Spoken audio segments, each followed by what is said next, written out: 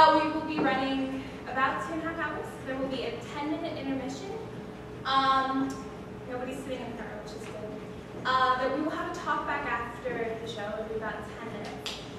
And please, please, please, please, please turn off your cell phones.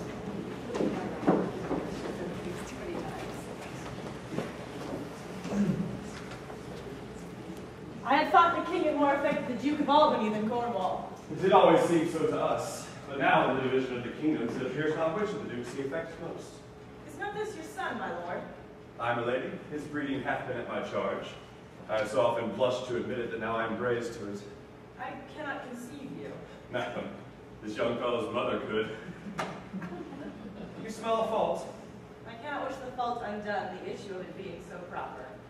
I do have a son by order of law, some year elder than this, yet no dearer in my account. Though this knave came something saucily into the world before his time, yet was his mother fair, and there was great sport at his making.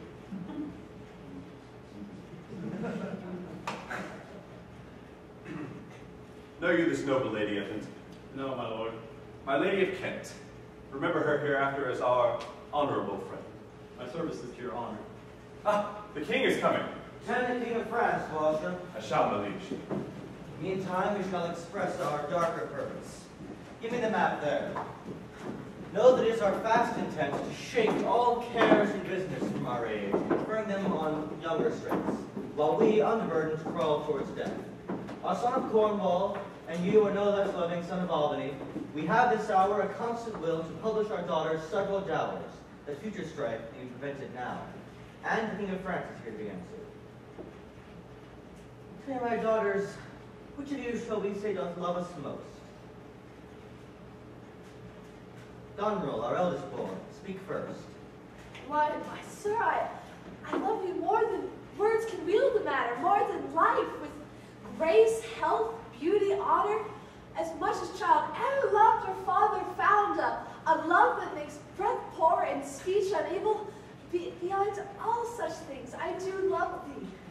Of all these bounds, even from this line unto this, we make thee lady. To thine and all these issue be this perpetual. What is our second daughter, our dearest Regan, wife of Cornwall? Speak. Sir, I am made of the self-same metal as my sister, and prize me at her worth. Only I find in my true heart she names my very deed of love, only she comes too short, and I alone am felicited in your highness' love. To thee and thine, hereditary ever, remain this ample third of our fair kingdom, no less in space, validity, and pleasure than that conferred on God. Now, our joy, though the last, not least, whose young love the vines of France strive to be interest. What can you say to draw a third more opulent than your sisters? Speak. Nothing, my lord. Nothing. Nothing. Nothing will come of nothing. Speak again. Unhappy that I am, I cannot heed my heart into my mouth. I love your majesty according to my bond, nor more nor less. How, Cordelia? Mend your speech a little, lest it may mar your fortunes. My lord, you have forgotten me, bred me, loved me. I return those duties back as I right fit. Obey you, love you, and most honor you. Why have my sisters husbands if they say they love you all? Haply when I shall wed, that lord whose hand must take my plight shall carry half my love with him, half my care and duty. Sure, I shall never marry like my sisters to love my father all. Goes thy heart with this? Aye, my lord. So young, so untender. So young, my lord, and true. Let it be so. Thy truth then be thy dower. By all the operations of the orbs by whom we do exist and cease to be, here I disclaim my paternal care. As a stranger to my heart and me hold thee. The barbarous Scythian, or he that makes his generation message to gorge his appetite, shall to my bosom be as well pitied, relieved, and loved as thou, my sometime daughter. Good my lord! Peace, Kent! Come down to the dragon in his wrath. I loved her best, but to set my rest in her kind nursery. Hence, and avoid my sight. So be my grave, my peace, here I give her father's heart from her. Call France. Who stirs?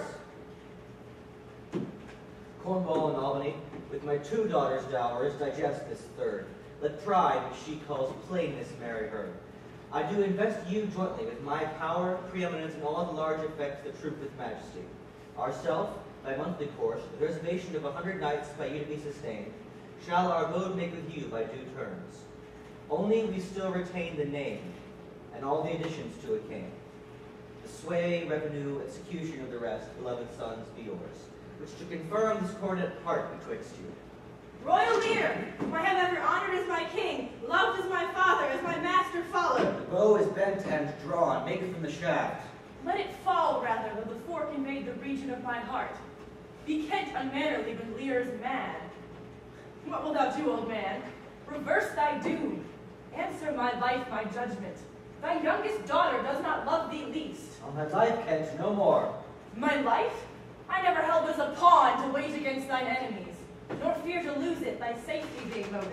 Out of my sight! See better, Lear, and let me still remain the true blank of thine eye. Oh, vassal! Miscreant! Yes, sir. Bear. You, kill thy physician, and the fee bestow upon thy foul disease. Revoke thy doom, and whilst I can vent clamor from my throat, I'll tell thee thou dost evil. Hear me, recreant. On thine allegiance, hear me. Since thou hast sought to make us break our vow, which we durst never yet, and restraining pride come between our sentence and our power, take thy reward. 5 days we do allot thee, for provision, to shield thee from diseases of the world. On the 6th to turn thy hated back on our fair kingdom. If, on the 10th day hence, thy banished trunk be found anywhere in our dominions, the moment is thy death.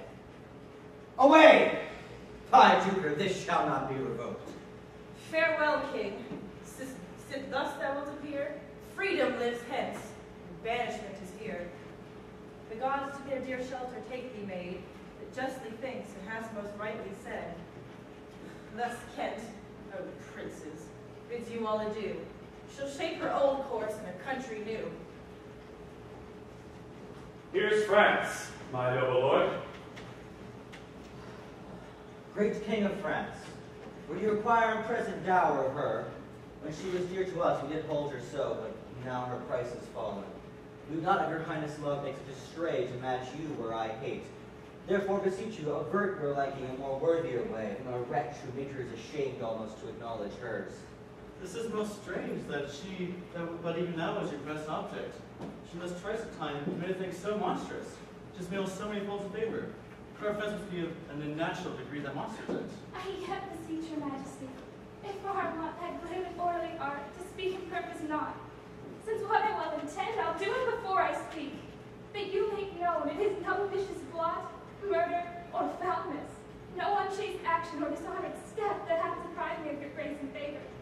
But even for want of that for which I am richer, a still soliciting eye and such a tongue as I'm glad I have not, though not to have it had lost me in your liking. Better thou hadst not been born than not to have pleased me better. Is it but this? Love's not love when it's mingled with a fair to stand aloof from the entire point. She is herself a dowry. No other dowry. I have sworn, I am firm. Fairest Cordelia, thou art most rich, being poor, most choice, forsaken, most loved, despised. The in thy virtues hero sees upon. Thy dowerless daughter, king, is queen of us, of ours, in our fair France. Bid them farewell, Cordelia.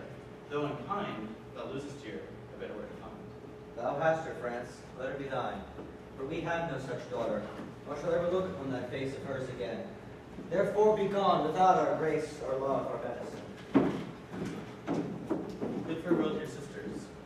The jewels of our father, washed hands Cordelia leaves you. I know you what you are, like a sister and most loved of all your faults as they are named. Use well our father, to your professed bosoms I commit him. But yet, alas, stood I within his grace, I would prefer him to a better place. So farewell you both. Prescribe not us our duties. Cordelia, let your study be to content your lord, who hath received you at fortune's alms. You have obedience scanted, and well are worth the want that you have wanted. Truth shall unfold what plated cunning hides, who cover faults at last shame them derides. Well may you prosper. Come, Cordelia. Sister, it is not a little I have to say of what most nearly appertains to us both. I think our father will hence tonight. That's most certain, and with you. Next month with us. You see how little changes his age is? He always loved our sister Cordelia the most, and now he casts her off. It is the infirmity of his old age. He has ever but slenderly known himself. The best and soundest of his time hath been but rash. Therefore we must look to receive from his age, not only those imperfections of long and rough condition, but therewithal the unruly waywardness that long and choleric years will bring with them. Such unconstant starts we like to have from him as this of Kent's banishment. There's further compliment we have of leave-taking between the King of France and him. Pray, let's sit together. If our father carries such authorities as he has just now, this last surrender of his will but offend us. We shall think further on it. We must do something, and end the heat.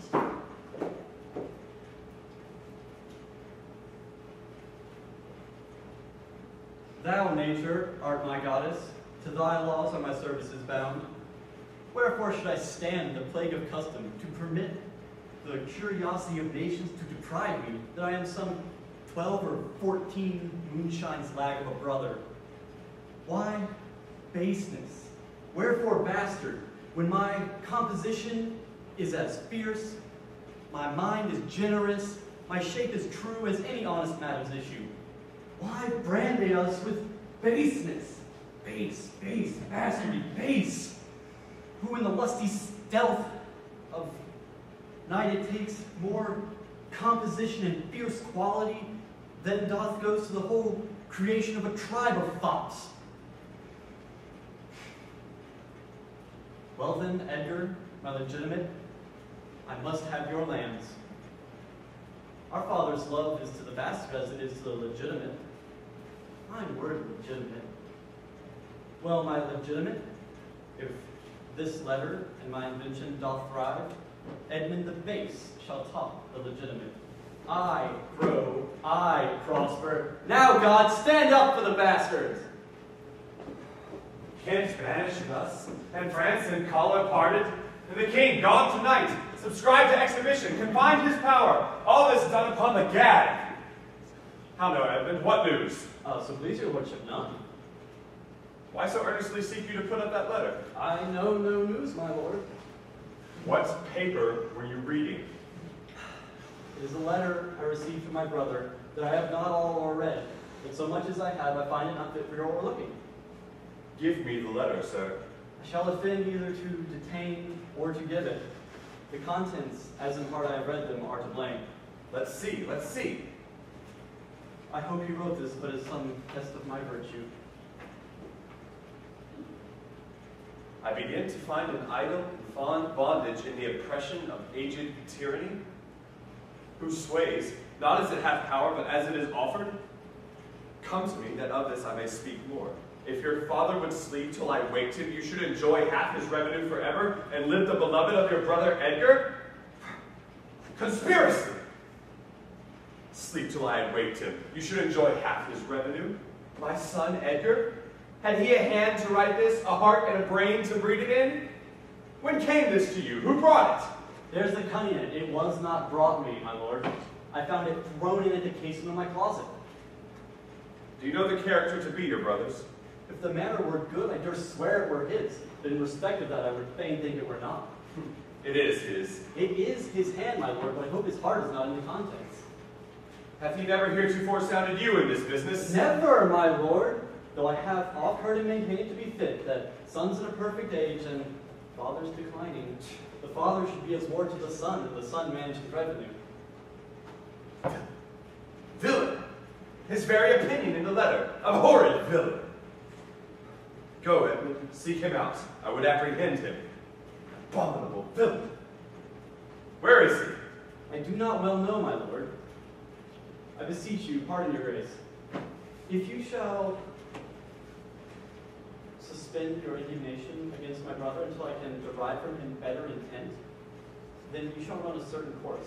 I dare pawn down my life for him, that he hath wrote this, but as some essay or taste of my affectation to your honor, and to no further pretense of danger. Think you so? If your honor judge it me, I will place you where you shall overhear us confer of this, and that no more than this very evening. He cannot be such a monster. Nor is not, sure. To his father that so entirely and dearly loves him. Heaven and earth! Edmund, seek him out. I would unstate myself to be in such a due resolution. I will seek him so presently. Convey the business as I shall find means, and acquaint you with all. These late eclipses of the sun and moon portend no good to us. Though the wisdom of nature can reason it thus and thus, yet nature finds itself cut off by the sequent effects. Love cools, friendship falls off, brothers divide, the bond cracks twixt son and father. This villain of mine comes under the prediction, there's son against father. The king falls from the bias of nature, there's father against child. Edmund seeking out carefully. And the noble and true heart of Kent banished, her offense, honesty. 'Tis strange. This is the excellent foppery of the world, that when we are sick in fortunes, often a surfeit of our own behavior, we blame our differences against the sun, the moon, and the stars, as if we were only villains by necessity, an admirable evasion of poor master man to lay his goatish disposition upon the change of a star. My father compounded with my mother under the dragon's tail, such that it follows I am rough and lecherous.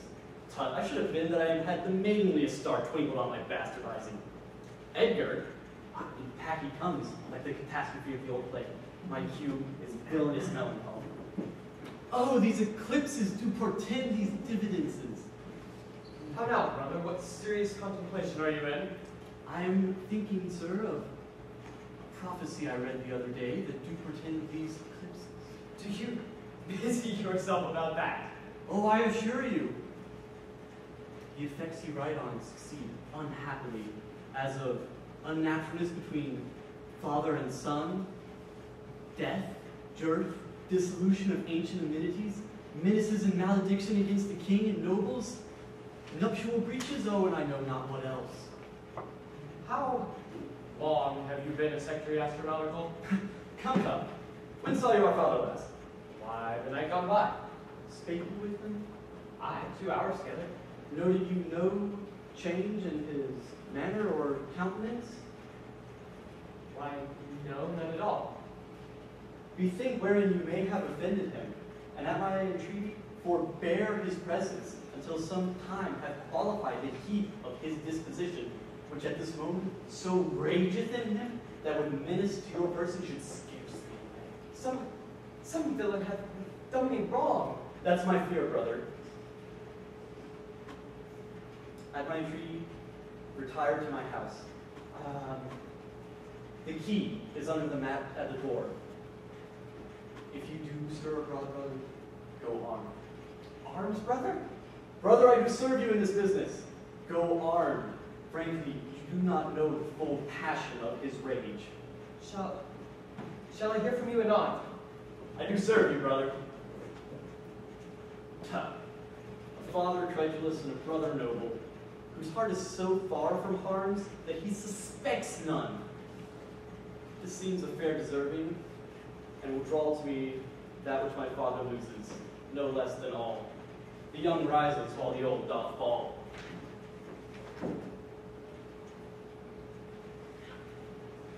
By day and night, my father wrongs me.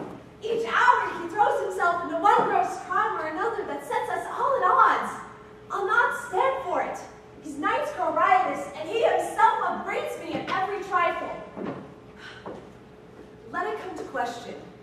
If he should refuse, send him to my sister, whose heart and mind I know in this are one, not to be moved. Idle old man that would manage those affairs that he hath given away. Now, by my life, old fools are babes again, and must be used with checks as flatteries when they are seen abused.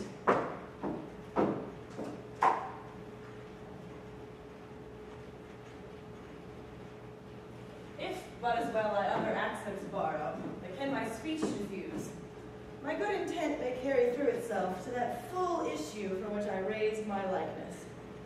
Now, banished Kent, thou canst serve whether out condemned. Thy master, whom thou lovest, shall find thee full of labors. Let me not stay Jop for dinner. Go get it ready. How now? What art thou? A man, What art thou? a very honest-hearted fella, and as poor as the king. If thou be as poor for a subject as he is for a king, thou art poor enough. What wouldst thou with us? Service. Who wouldst thou serve? You? Dost thou know me, fellow? No, my lord, but you have that in your countenance which I would fain call master. What's that? Authority. How old art thou? Not so young, sir, to love a woman for singing, nor so old to dote on her for anything. Follow me. Thou shalt serve me. If I like thee no worse after dinner, I shall not part from thee yet. Dinner. Ho! Dinner! Where's my knave, my fool? Go you, and call my fool hither. Oh, you, sir. You come, sir. Come you hither, sir. Who am I, sir? Why, my lady's father. My lady's father. My lord's knave, you whoreson dog. You slave, you cur. I thank thee, fellow. Thou servest me, and I love thee. Now for the knave, I thank thee. Here's earnest of thy service. Let me hire him too. Here, take my coxcomb. How now, my pretty knave, how dost thou? Sirrah, thou wert best take my coxcomb. Why, fool? Why, for taking one's part that's out of favor. This fellow's banished 2 on's daughters, and then the 3rd a blessing against his will. If thou must needs follow him, thou must needs wear my coxcomb. How now, nuncle, would I had 2 coxcombs and 2 daughters? Why, boy? If I gave them all my living, I'd keep my coxcombs myself. Here's mine, beg another of thy daughters. This is nothing, fool. Then 'tis like the breath of an unfeed lawyer. Thou didst give me nothing for it. Can you make no use of nothing, uncle? Why, no, boy. Nothing can be made out of nothing. Oh, then prithee tell him so much the rent of his land comes to. He will not believe a fool. Oh, bitter fool. Dost thou know the difference, my boy, between a bitter fool and a sweet fool? No, lad, teach me. The Lord that counselled thee to give away thy lands, come, place them here by me. Do thou for him stand. The sweet and bitter fool will presently appear, the one in motley here, the other found out there. Thou call me fool, boy. All thy other titles thou hast given away, that thou wast born with. This is not altogether fool, my lord. And you lie, sir, I will have you whipped. How now, daughter, what makes that frontlet on? Methinks you're too much of late in the frown. Thou wast a pretty fellow when thou hadst no need to care for her frowning. I am better than thou art now. I am a fool. Thou art nothing. Sir, I had thought, by making this well known unto you, to have found safe redress, but now grow fruitful by what you too late have spoken done. Are you our daughter? Come, sir, I would you would make use of that good wisdom, of which I know you are fraught, and put away these dispositions that of late transform you from what you rightly are. May not an ass know when the cart draws the horse? Whoop, young, I love thee. Doth any here know me? Doth Lear speak thus, walk thus? Where are his eyes? Either his notion weakens, his discernings of lethargy. Ha! Waking? 'Tis not so. Who is it can tell me who I really am? Lear's shadow. I would learn that, for by the marks of sovereignty, reason, and knowledge, I'd be false persuaded I had a daughter. That they will make an obedient father.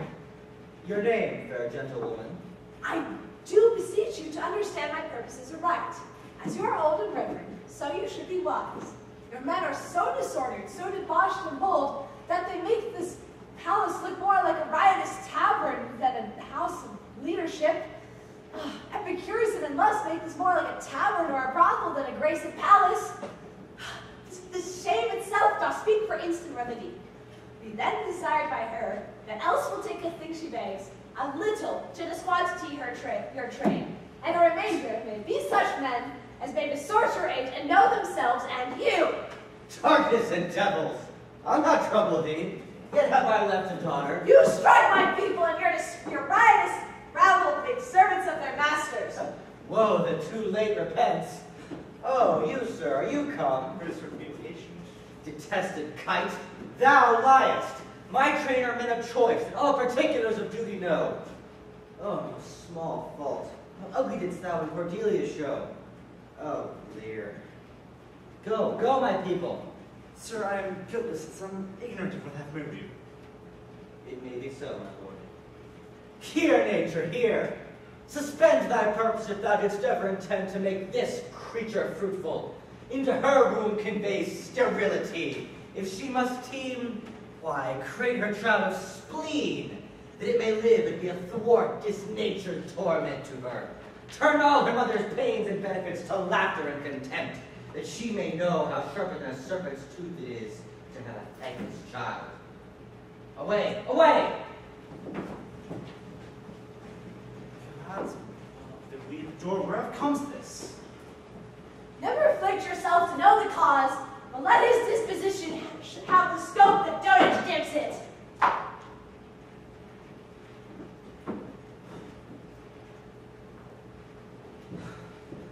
Go you before to Gloucester with these letters.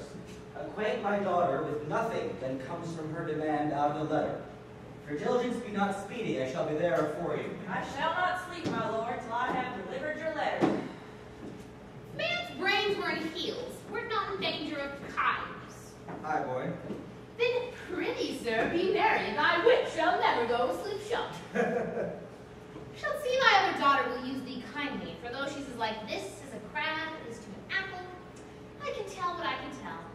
Why? What canst thou tell, my boy? She'll taste as like this as a crab does to a crab. Canst thou tell why one's nose stands in the middle of one's face? No. So what a man may not smell out, he may spy into. Did her wrong? Canst thou tell why an oyster makes a shell? No. No, nor I neither. But I can tell why a snail has a house. Why? Why put his head in, and I'll give way to his daughters, and leave his horns without a case. Forget my nature. So kind a father. Thou wouldst make a good fool. Take it again perforce. Monster ingratitude. If thou wert my full uncle, I'd have thee beaten for being old before thy time. How's that? Thou shouldst not have been old till thou hast been wise. Oh, sweet heaven, let me not be mad. Not mad. Heaven, keep me in temper. I would not be mad. Are we ready to depart? Ready, my lord. Come, boy.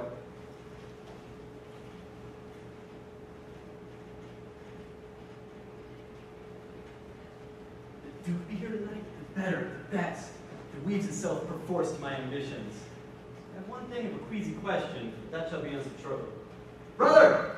Brother, I say, descend! Come, brother. You must fly quickly. Your father comes presently. Intelligence is given where you have been hid. Hast thou said anything against the Duke of Cornwall?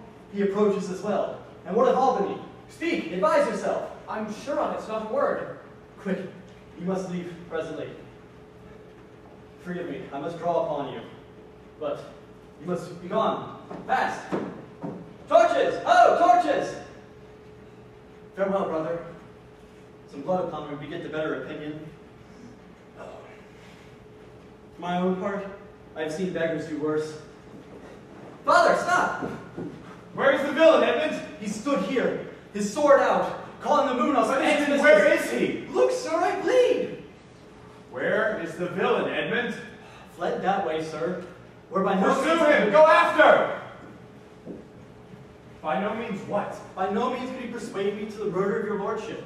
I told him what the gods' revenge against patricides were, and still he stood there, challenged me, lanced mine arm. Upon hearing your trumpets, quickly he fled. Let him fly far. Not in this land shall he remain long uncaught.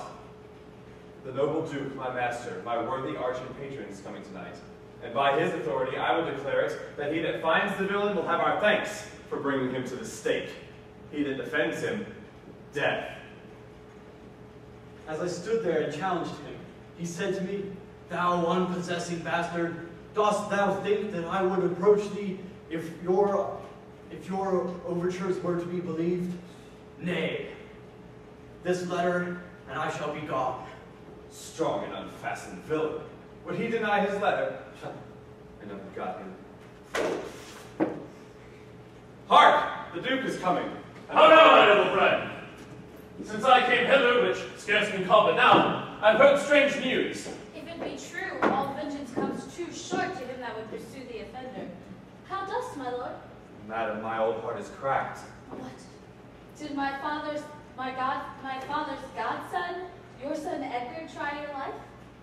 My lady Shane would have it hid. Is he not companion with the riotous knights that attend my father? I know not, my lady. 'Tis too bad. Madam, he is of that consort. 'Tis no marvel then, though he were ill-affected, 'twas they that put him up to the old man's life, for the expense and waste of his revenues. I have from this present evening from my sister been well informed of them, with such cautions that if they are to sojourn at my house, I'll not be there. Nor I, assure thee, Regan. Edmund, I hear you have shown your father a childlike office. 'Twas my duty, sir.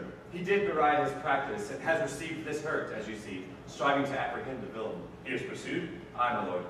If he be taken, he shall never more be feared of doing harm. Make your own purpose how in my strength you please. For you, Edmund, you shall be our own. Natures of such deep trust we shall much need. You we first seize on. Thank you, my honor. For him I thank your graces. You know not why we came to visit you? Thus, threading dark-eyed night, so out of season, noble Gloucester, our father he hath writ, and so hath our sister of differences which I least thought fit to answer from home. Our noble friend, lay comforts to your bosom and give us the needful advice which thou can bestow upon us. I serve your graces. You're right welcome.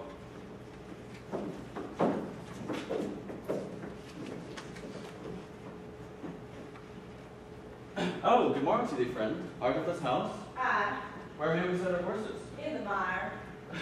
Prithee, if thou lovest me, tell me. I love thee not. Well, then I have no use for thee.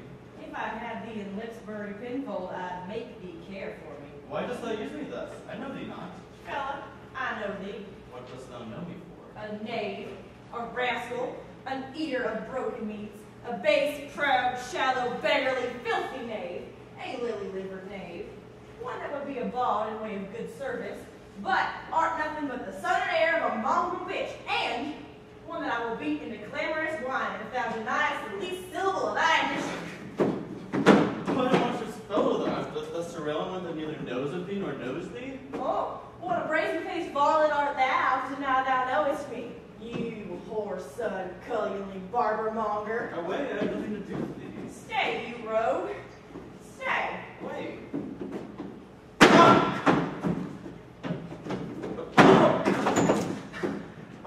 Wait!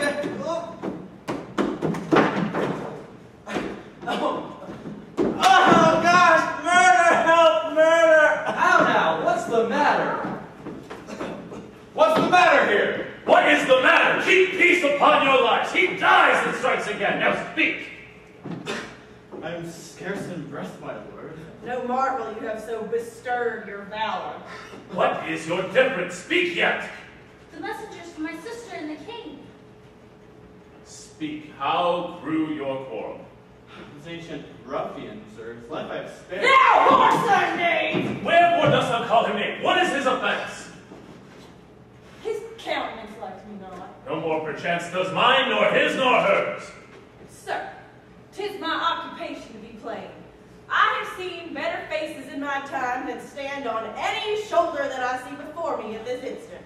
Oh, this kind of knave I know well, that in his plainness harbor more craft and more corrupter ends than 20 silly ducking observants that stretch their duties nicely. Sir, in good sooth, in sincere verity, by the allowance of your great aspect, whose countenance, like the radiant... What mean you by this? To go out of my dialect, which you discommand so much. I know, sir, I am no flatterer. What is the offense you gave him? I never gave him any. None of these rogues and cowards, but Ajax is their hope. Bind him up! You stubborn ancient knave! You reverend braggart! Oh, he'll teach you. Sir, I serve the king. You would do much disrespect to his majesty binding his messenger. Bind him, I say. As I have life and honor, there he shall sit till noon. Till noon, till night, my lord, and all night too. Madam, if I was your father's dog, you would not use me thus. Sir, being his knave, I will. This is a fellow of the selfsame color our sister speaks of. Come now and bind him hence! I do beseech your grace not to do so. His fault is great. His master the king will check him for it. Your purpose, low correction, is such as the most common and basest wretches are for pilferings and trespasses punished. The king will take it very ill that his highly valued messenger is thus restrained. I'll answer that. My sister would like it much worse if her gentlemen were abused and assaulted for following her affairs. Come, my good lord, away.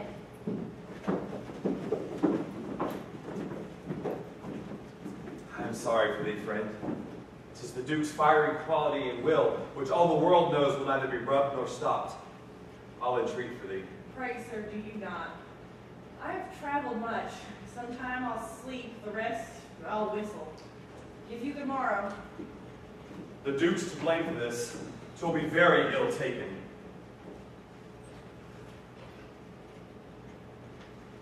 I heard myself proclaimed, and by the happy hollow of the tree escaped the hunt.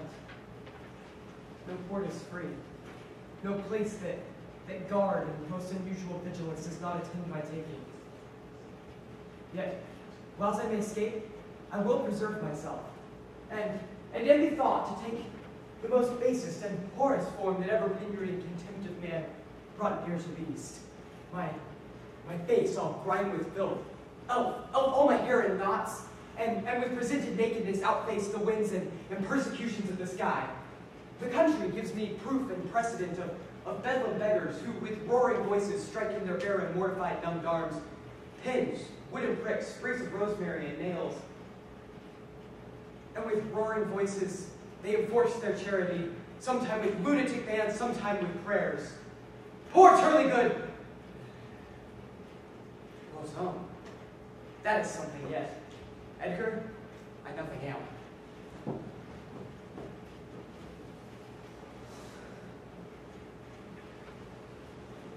Hail to thee, noble master.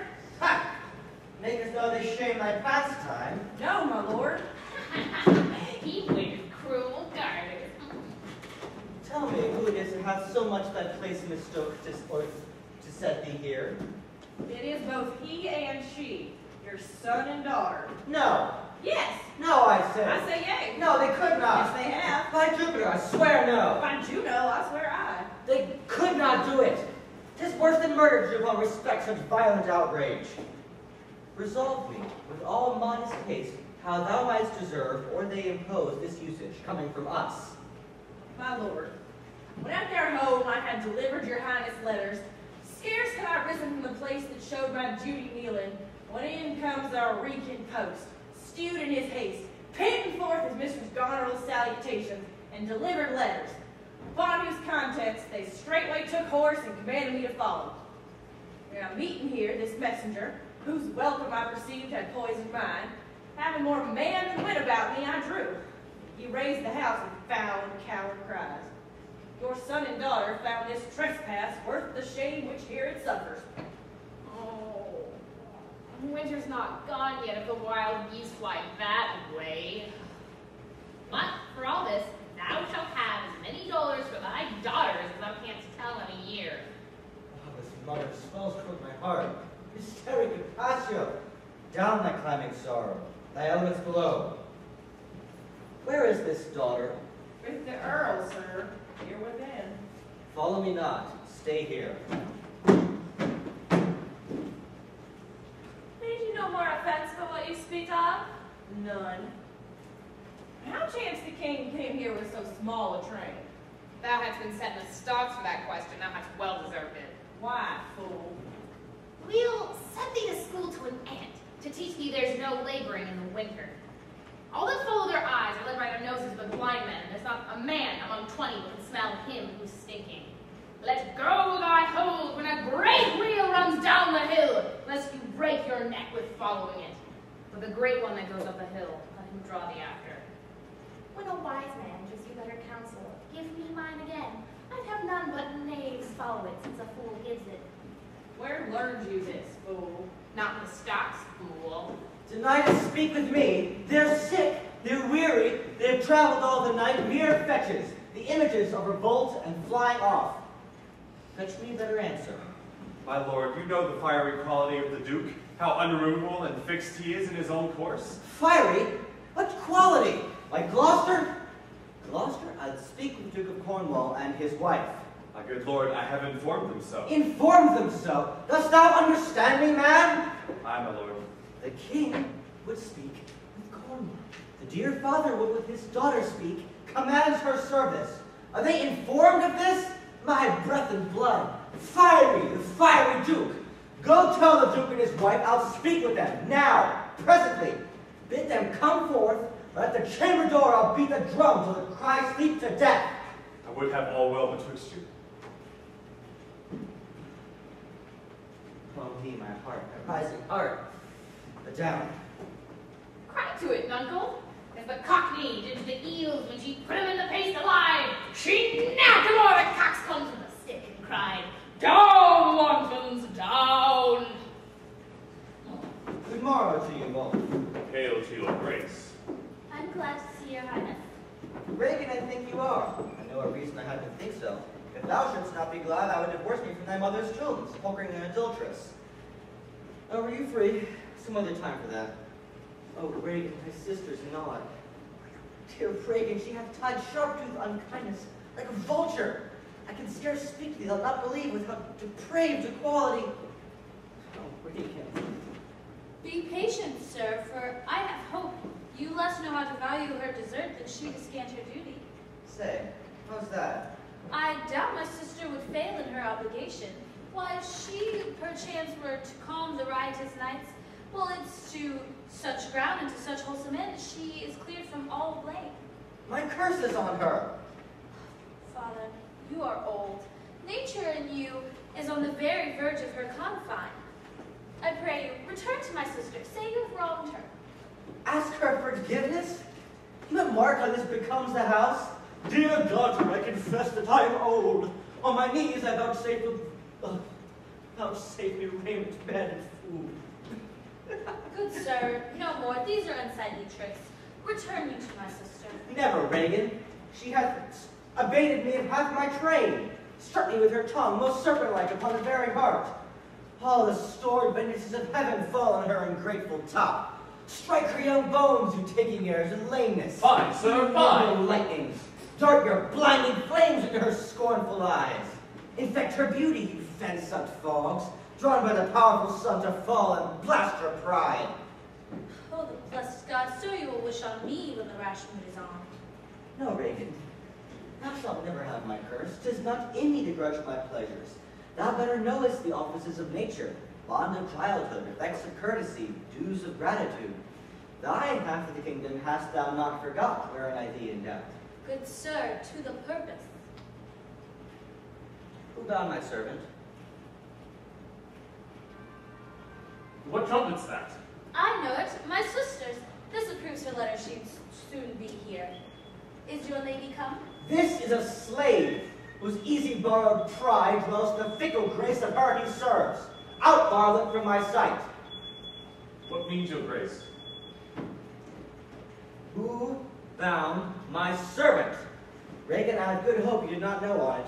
Who comes to... Oh, heavens. If you do love old men, if your sweet sway allow obedience, if you yourselves be old, make it your cause. Send down and take my part. Art not ashamed to look upon this head? Oh, Regan, wilt thou take her by the hand? Oh, why not by the hand, sir? How have I offended? All's not offense that indiscretion finds, and dotage terms so. Besides, you're too tough. Will you yet hold? Who bound my servant? I set him there, sir, but his own disorders deserve far less advancement. You. Did you? I pray you, sir, being weak seems so. You are old.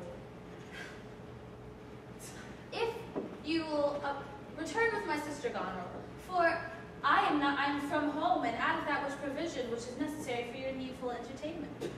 Return with her? No. Rather, I abjure all roofs and wage against the enmity of the air. Return with her.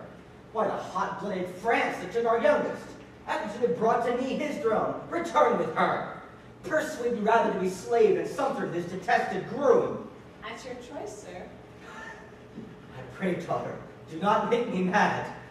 Very well. We'll no more meet. no more see one other. Forget thou art my flesh, or rather a disease that's in my flesh, or it must needs call mine. But I do not chide thee. Let shame come when it will, I do not call it. I do not bid the thunder bearer should, nor tell tales thee to high judging Jove. Mend when thou canst, be better at thy leisure. I can be patient. I can stay with Reagan, I and my 100 knights. Not altogether so, my lord, for I have not looked for you yet, nor am I provided with that for your fit welcome. Give ear to my sister Reagan, for those that mingle passion with your oldness are content to find you old. Therefore, return to her.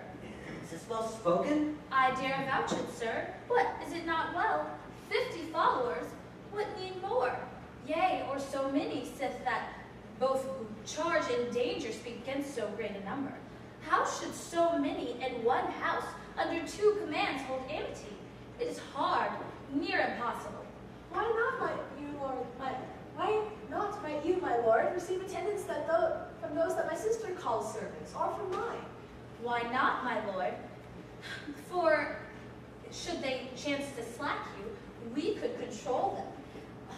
I entreat you, if you come with me, for now I spy a danger, bring no more than 25 followers. To no more will I give place or notice. I gave you all. And in good time you gave it. Made you my guardians, my depositaries, but made a reservation to be kept with such a number. What must I come to you with 25, Reagan? Said you so? I did, my lord, and speak it again. No more with me. Those wicked creatures yet do look well favored, but others are more wicked. Not being the worst ends in some rank of praise. I'll go with thee. Thy 50 doth yet double 25, and now are twice her love. Hear me, my lord. What need you 25, or 10, or 5, to follow in a house where twice so many may be commanded to attend you? What need what? Reason, not the need. Oh, you heavens, give me that patience. Patience I need. You see me here, you gods. A poor old man as full of grief as age, wretched in both. If it be you that stir these daughters' hearts against their father, fool me not so much as to bear it tamely. Know you unnatural hags. I'll have such revengeance on you both that all the world shall. What they are, yet I know not, but they shall be the terrors of the earth. You think I'll weep? No, I'll not weep. This heart will break into 100,000 flaws, or I'll weep. Oh, fool, I shall go mad.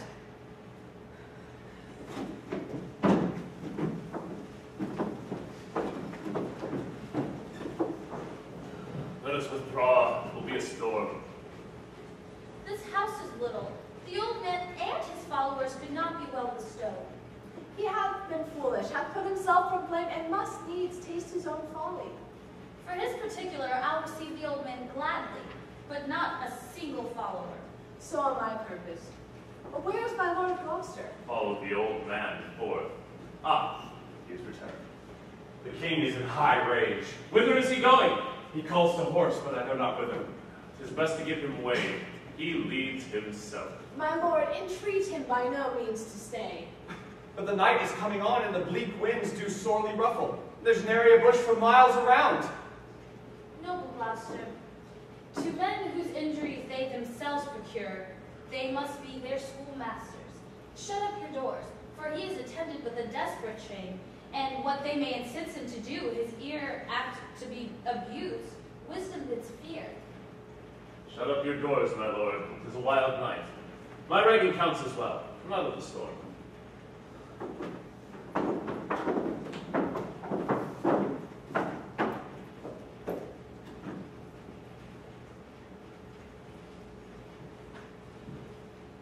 Blow, winds, and crack your cheeks.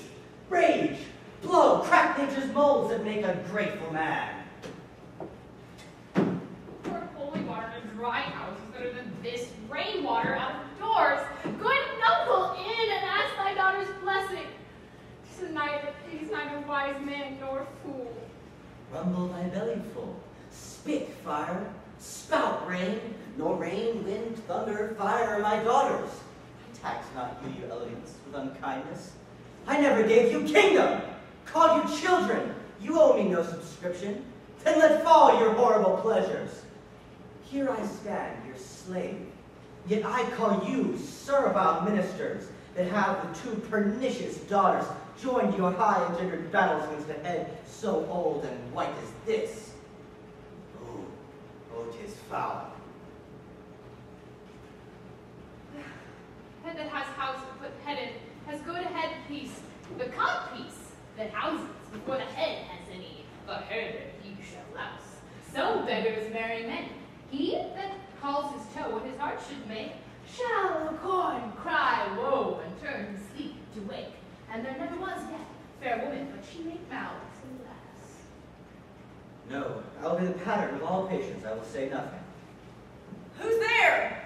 Marry, sir, 'tis grace and a codpiece. That's a wise man and a fool. Alas, sir, you here? Things that love not such nights as these. Man's nature cannot hold the affliction, nor the fear. Let the great gods that keep this dreadful putter o'er our heads find out their enemies now. Tremble, thou wretch that hast within thee undivulged crimes. I'm a man more sinned against than sinning. Alack, bareheaded? The gracious my lord, hard by here is a hovel. Some friendship will avenge against the tempest. But propose you there, while I to this hard house, harder than the stones whereof 'tis made, return, and force their scanted courtesy. My wits begin to turn. Come on, my boy. I trust my boy. Art cold? I'm cold myself. Show us this straw, fellow. The art of our necessities is strange if it makes vile things precious. Come, your hovel. Poor fool and knave. I have one part of my heart that's sorry yet for thee.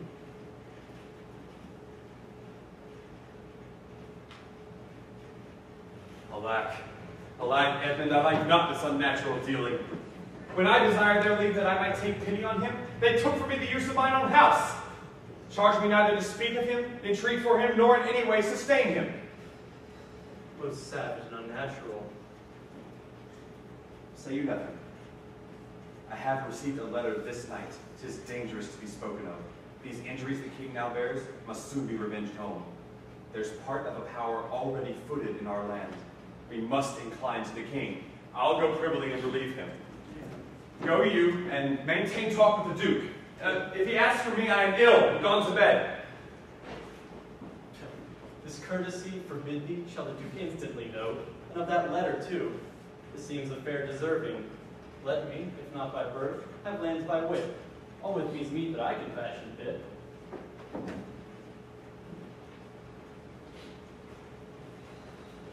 Here is the place, my lord. Good, my lord, enter here. Prithee, let me alone. Good, my lord, enter. Will it break my heart? I had rather break mine own. Good, my lord, enter. Thou thinkest 'tis much that this contentious storm invades us to the skin. So 'tis to thee. But where the greater malady is fixed, the lesser is scarce felt. When the mind's free, the body's delicate. The tempest in my mind doth for my senses take all feeling else, save what beats there. Filial ingratitude! Is it not as this mouth should tear this hand for lifting food to it? I will punish home. No, I will weep no more. In such a night to shut me out. Pour on, I will endure. In such a night as this, O Regan Goneril, your old kind father, whose frank heart gave all. Oh, that way madness lies. Let me shun that, no more of that. Good, my lord, enter. Prithee, go in thyself, seek thine own ease. The storm will not give me leave to ponder on things would hurt me more. But I'll go in. In, boy, go first.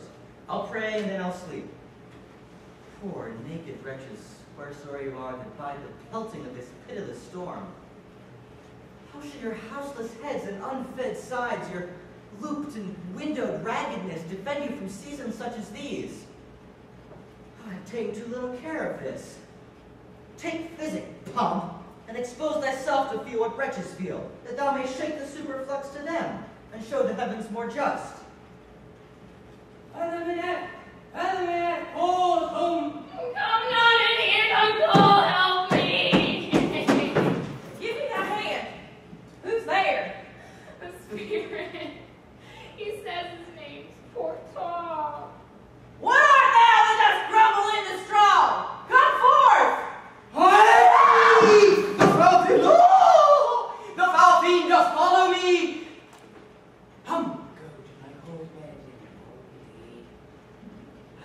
given all to thy 2 daughters, and art thou come to this? Who give anything to poor's home, whom the foul fiend hath led through fire and flame, through ford and whirlpool and bog and quagmire? Who gives anything to poor's home, whom the foul fiend hath laid knives under his pillow and halters in his pew? Who had to ride a bay trotting horse over 4-inch bridges, and who hath tossed his own shadow for a traitor, lest thy wits? What? Have his daughters brought him to this pass? Couldst thou save nothing? Didst thou give them all? Nay, he reserved a blanket, lest we had all been shamed. Now all the plagues in the pendulous air hang fated o'er men's faults. Light on thy daughters! He hath no daughters, sir. Death, traitor! Nothing could have subdued nature to such a lowness but his unkind daughters. Is it the fashion discarded fathers should have thus no mercy on their flesh? Judicious punishment, was this flesh begat those pelican daughters. Pillicock satum, pillicock head, hello, hello, hello. This cold night will turn us all to fools and bad men. Obey thy parents justly. Swear not, keep thy word. Pit not with man's sworn spouse, and defy the foul fiend. What hast thou been?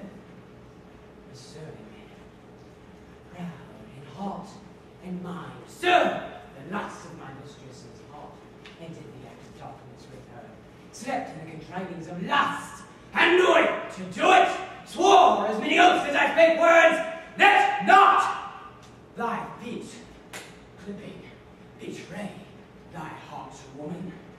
Keep thy feet from brothels, thy hand from blankets, and thy pen from lenders' books. Defy the foul fiend. Still through the hot blows the cold wind. Why, thou wert better in thy grave than to answer thus uncover this extremity of the skies.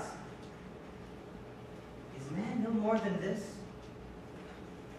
Consider him well.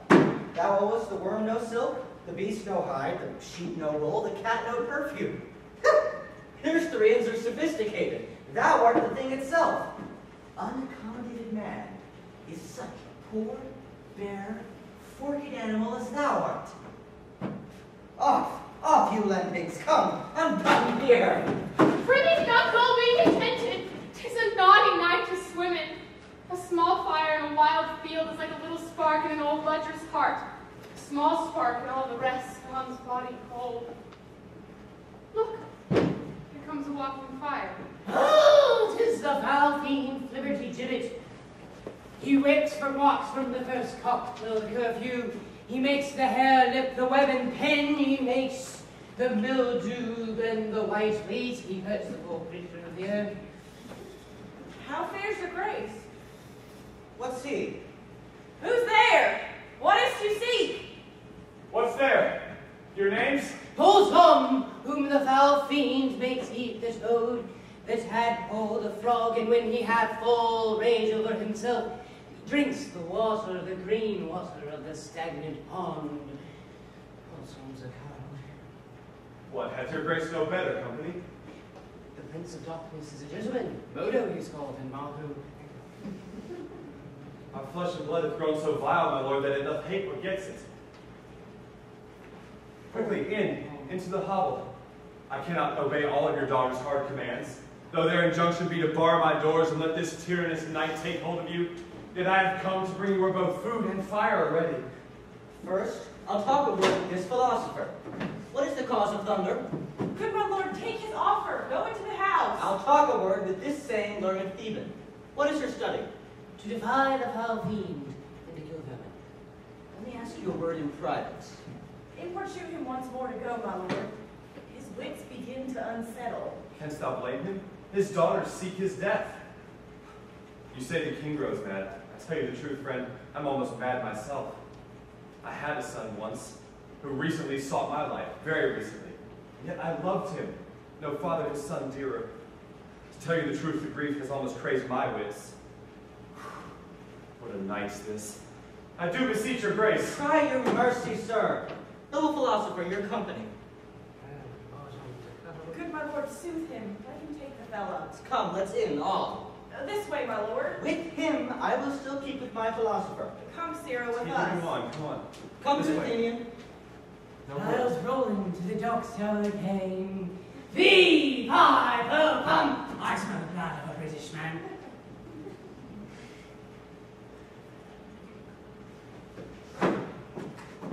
I will have my revenge ere I depart his house. How, my lord, may I be censured? That nature thus gives way to loyalty. Something fears me to think on. I now perceive it was not your brother's evil disposition that made him seek your father's life, but rather a provoking merit set to work by a reprovable badness in himself. How malicious is my fortune that I must repent to be just. This letter proves him intelligent to the advantages of the parties of France. Oh, that this treason were not I the detector. Go with me to the Duchess. If the matter of that letter be true, then you have grave business ahead of you. True or false, it hath made thee Earl of Gloucester. Seek out where thy father is, that he may be made ready for our apprehension. I will pursue in the course of justice the conflict be sore betwixt that and my soul. I will lay trust upon thee, and thou shalt find a dearer father in my love.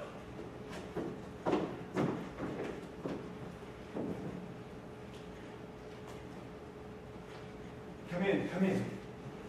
This poor hovel is yet better than the open air.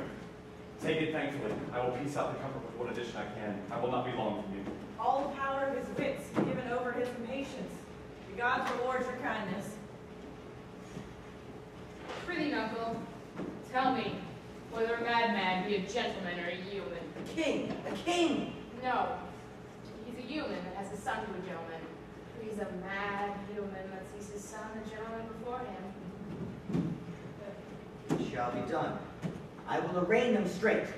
Come, sit thou here, most learned justicer. Thou, sacred sir, sit here. Now, you she-foxes. Look where he stands and glares. Wantest thou eyes at trial, madam? Come o'er the born vessels and aid. Her boat hath a leak. That's why she cannot speak, why she cannot come over to thee. The foul fiend cries to me in the voice of a nightingale. Hopton's closing to his belfish who was herring. Croak not, black angel. I have no truth for Oh, my lord. How does my lord? Lie you back and rest upon the curtains. I'll see their trial first. Bring in the evidence. Thou, Robert man of justice, take thy place. Thou, his yoke fellow of equity, bench by his side. You are of the commission. Sit you too. Let us still justly. Wakest or sleepest thou, jolly shepherd? Arraign her first. 'Tis Goneril. I here take my oath before this honorable assembly. She kicked the poor king, her father. Come hither, mistress. Is your name Goneril? She cannot deny it. Cry you mercy. I mistook you for a joint stool. And here's another, whose warped looks proclaim what store her heart is made on. Stop her there! Arms, arms! Sword, fire! Carousing in the place! False justicer, why hast thou let her escape? Let's not forthwith. Oh, pity. Sir, where is that justice that thou so oft have boasted to obtain? And here's another, whose warped looks proclaim what store her heart is made on. Is there any cause in nature that makes these hard hearts? You, sir, I will entertain from one of my 100. Only, I do not like the fashion of your garments. You will say they are Persian attire, but let them be changed. Oh, sir, lie you back and rest. Make no noise, make no noise. Draw the curtains. So. Go to supper in the morning. So. And I'll go to bed at noon. Come hither, friend. Where is the king, thy master? Here, sir, but trouble him not. His wits are gone. Take him up quickly. I have heard a plot of death upon him. There is a litter ready. Lay him in it and drive towards Dover, where you will find both welcome and protection.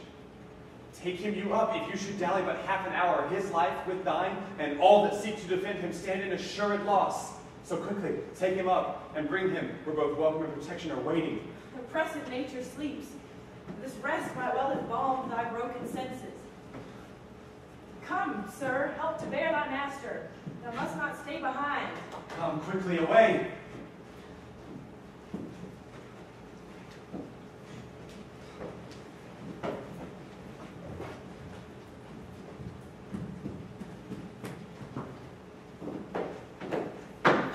speedily to my lord your husband.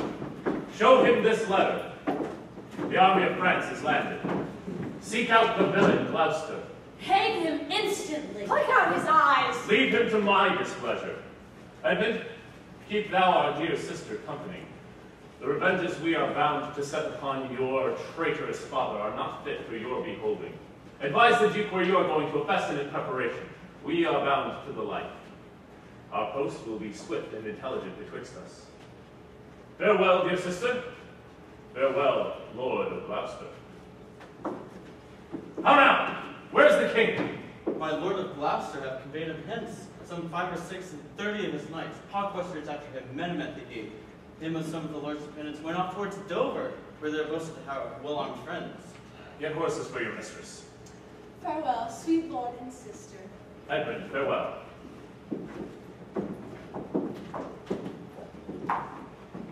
Though well we may not pass upon his life without the form of justice, yet will our power serve as a courtesy to our wrath, which men may blame but not control. Who's there? Is it the traitor? Ingrateful fox, 'tis he.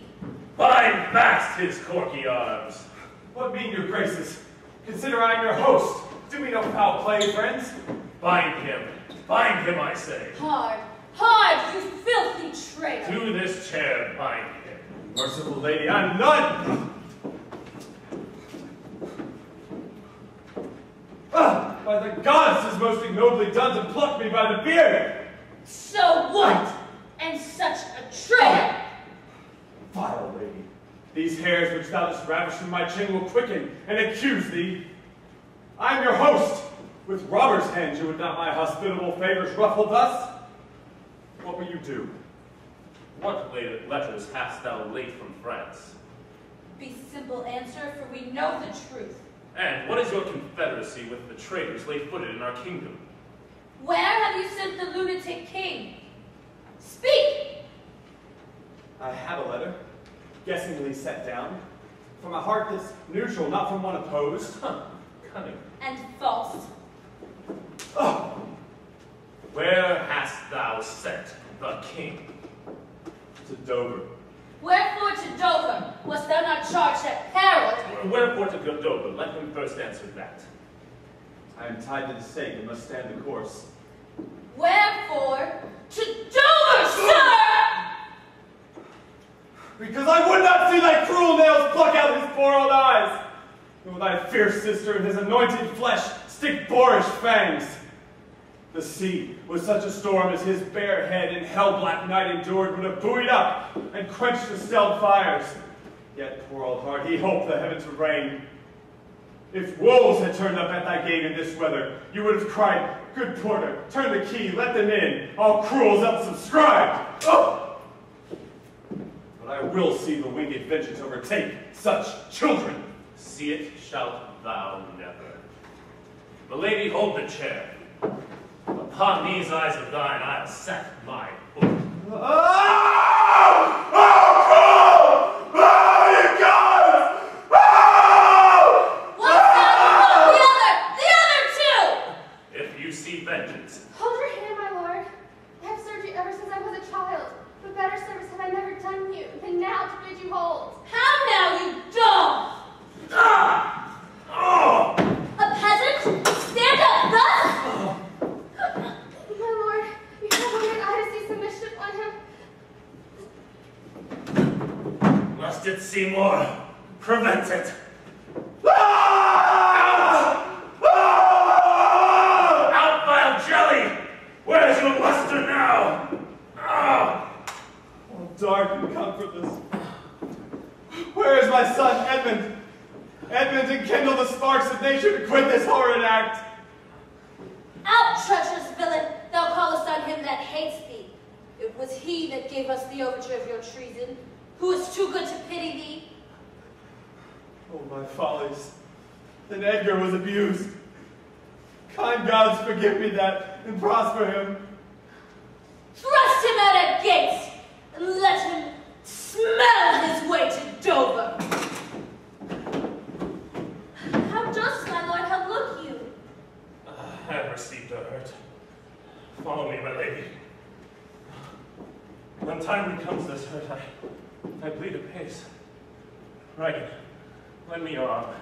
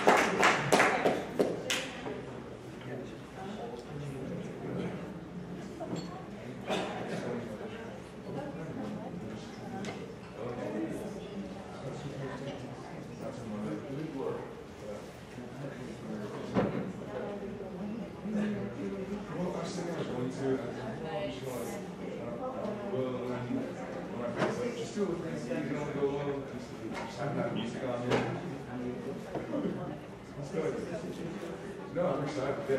Actually, I was in school. They did it my senior. Well, after I graduated from high school, did it. And one of my friends said, really excited back. Because his character in the show. Didn't you know the show? But then, like, when I was first announced, I was like, ah. Yeah. Again. But, and like, local range is also really nice. It's like, there's not a lot of, like, Broadway. But Birdie. I'm excited. Really a lot of fun. So I hope that works. Yeah, me too. She's not one of my little birds. What? She's not one of the little birds. Oh. Really? Yeah. I mean, I just see it. She does look like awesome. All right, well, thanks. See you around. Hi. How are you?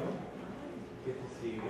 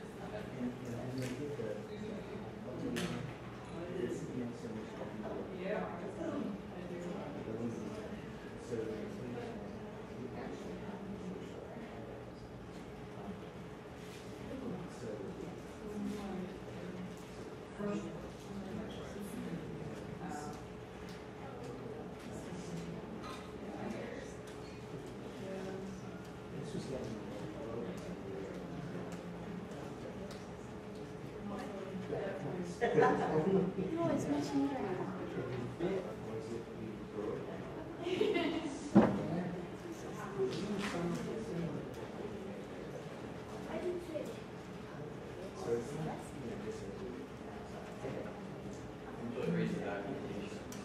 What's that?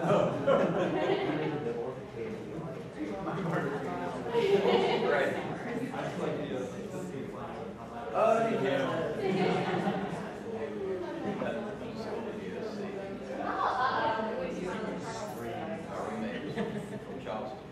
Oh, yeah? Was it when you go to Charles and everyone's Other USC. Yeah. But we had a beach center. Absolutely. Yeah, there was a 2-hour drive. Yeah. It was no, it is. Yeah, I've been back for a year. You should.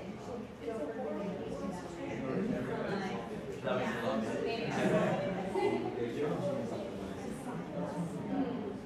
We still like it. Still like Hey, you can know there's Charles.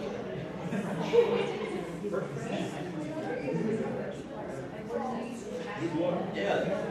Yeah, it is. Oh, they did that when they did the event. That's what I did. I left school.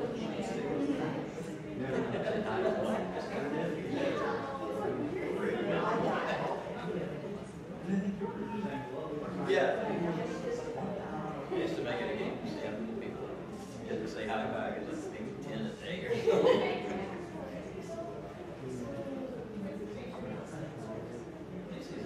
Experience for a while. it's your, yeah, we'll live there for a little bit. And maybe come back up.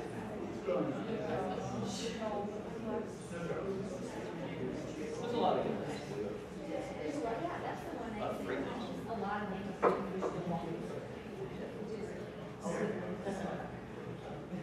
Everybody works. Right. Yeah. But then it makes living more so because everybody works there.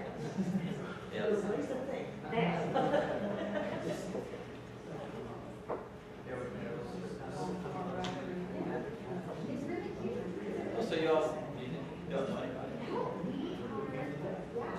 How did you find out that? Hard to start. We're in the middle of, we made a resolution to see all of Shakespeare. Live. You have to see it.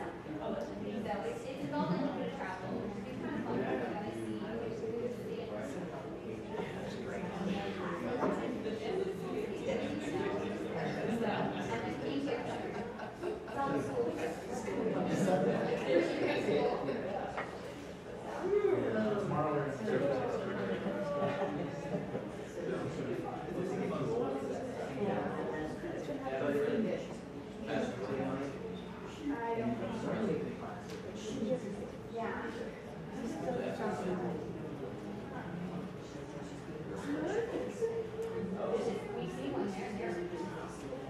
It was amazing. I walked through the woods with him, just beside Shakespeare.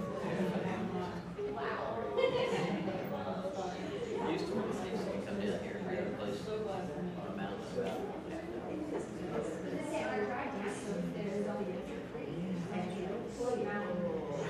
If you get a chance, go back on the timeline. Okay. So the park, yeah, so you could go on 60 east, and that would put you on the parkway, you could go up to Williamsburg Road.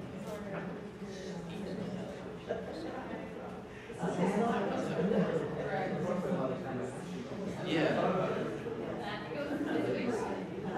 Yeah, it's neat.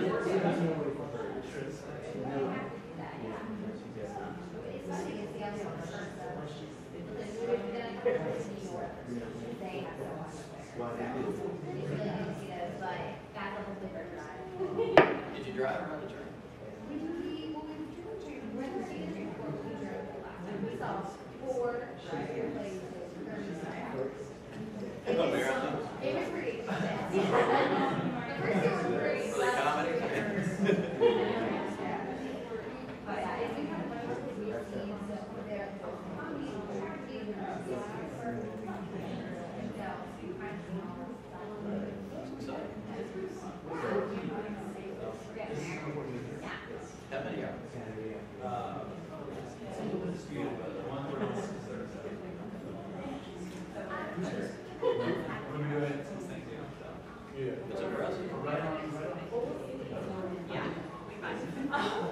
Yeah.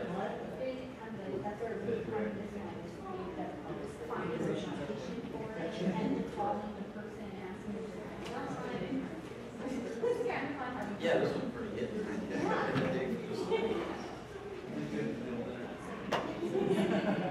Yeah.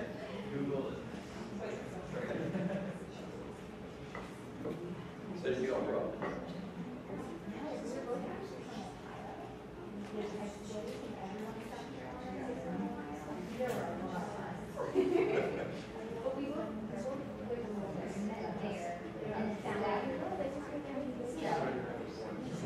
I can like start with that.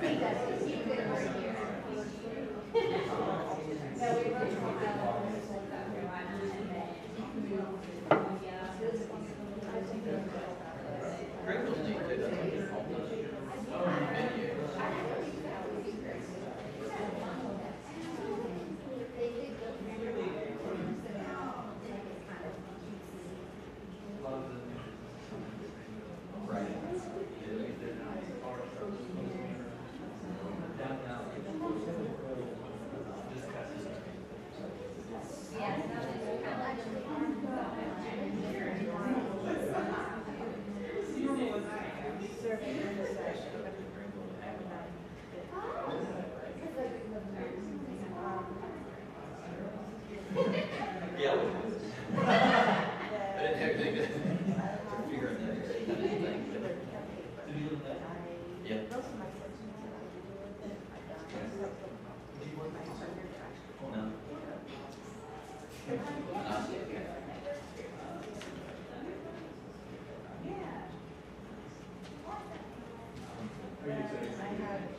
So what brought you to play? Your son's in. But what's that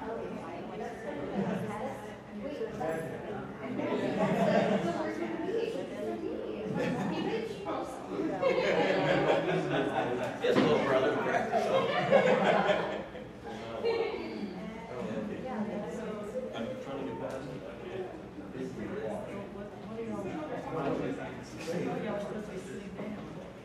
It is a club.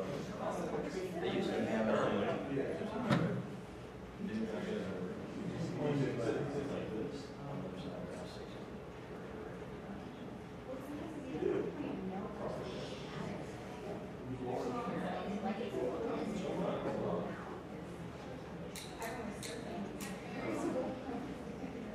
There's a lot of theater style.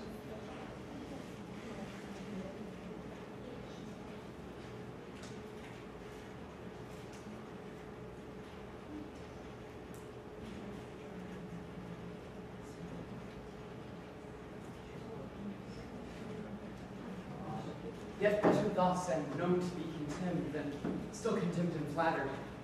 But who comes here? My father, poorly led? World, oh world! But that thy strange mutations make us hate thee lie, would not yield to age. I have been your tenant and your father's tenant these 40 years. Away, friend. Get thee gone. Thy comforts can do me no more good. Thee they may hurt. Sir, you are blind, and you cannot see your way. I have no way, and therefore want no eyes. I stumbled when I saw. Full oft our means secure us, and our merest defects prove our commodities. Edgar, the food of thy abuse, father's wrath. If I could but live to see thee in my touch, I swear I had eyes again. How now? Who's there? Is it a beggar man? I, that man, and beggar too. He has some reason, else he could not beg. I saw such a man in the last night's storm, and it made me think man or worm. My son came then into my mind, but my mind was scarce for nothing. I have heard more since. As flies to wanton boys are we to the gods. They kill us for their sport.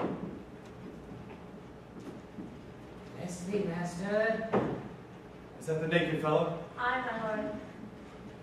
And prithee, get thee gone. But if thou wilt overtake us, into mile or twain in the way towards Dover, do it for ancient love. And Bring some clothing for this poor naked fellow who I'll entreat to leave me. Alack, sir, he is mad. 'Tis the time's plagues when madmen lead the blind. Now do as I bid thee, or rather, do thy pleasure. In any case, get thee gone. I'll bring him the best apparel I have. Come on, what will. Sirrah! Naked fellow! Come hither, fellow. Lest thy eyes may bleed. Dost thou know the way to Dover? O stile and gate, horse way and footpath. The foul fiend hath scared poor Torment of his good wits, so bless thee, and son of the foul fiend, bless thee, master. Here. Take this purse. Thee whom the heavens have humbled to all plagues. Let me be wretched so that thee may be happier. Heavens, deal so still. Let the superfluous and lust-dieted man who enslaves your ordinance, who will not see because he does not feel your power quickly. Thus distribution should have excess, and every man have enough. Fellow, dost thou know Dover? Why, master? There is a cliff, whose high and bending head fearfully overlooks the confined deep. Bring me to the very brink of that cliff, and I'll repay thee there the misery that thou bearest with something rich about me. From that place, I will need no further leading. Give me your arm. Hold on, serving me.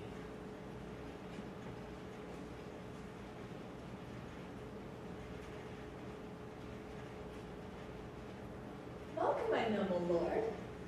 I walk along, noble master, not led us on the way. So where he's going off to. Now, where's your master? Madam, but never a man so changed. What most you should dislike seems pleasant to him, or like offensive. Then shall you go no further. It is the cowish terror of his spirit that dare not undertake. He'll not feel wrongs which bind him to an answer. Back, Edmund, to my brother. I must stay here and conduct the affairs at home. Spare speech. Incline your head.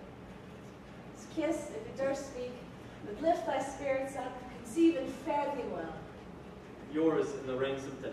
My dear Gloucester. Oh, what difference between man and man. To thee, a woman's services are due.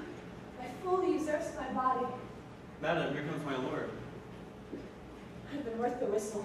Oh, Goneril, you're not worth the dust which the rude wind blows in your face. I fear your disposition. What have you done? Tigers, not daughters, what have you performed? A father, a gracious aged man, whose reverence is even the headless bear would look. Most barbarous, most degenerate. Have you matted? Well-glivered man, bears the cheek for blows, a head for wrongs, but has not in thy brow an eye discerning thy honor from thy suffering. Where is thy drum? France moves its banners in our noiseless land. With gloom and helm thy slayer begins threats, whilst thou, a moral fool, sits still and cries, Alas, why does he so?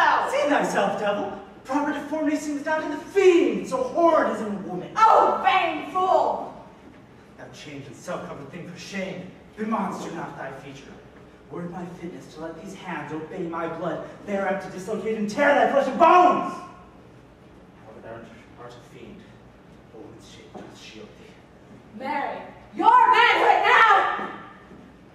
News. Oh my good lord, the Duke of Cornwall is dead. Slain by a servant going about the other eye of Gloucester. Master's eye. Both, my lord. The servant opposed against the act. Bending his sword to his great master, flew on him, and amongst him fell him dead.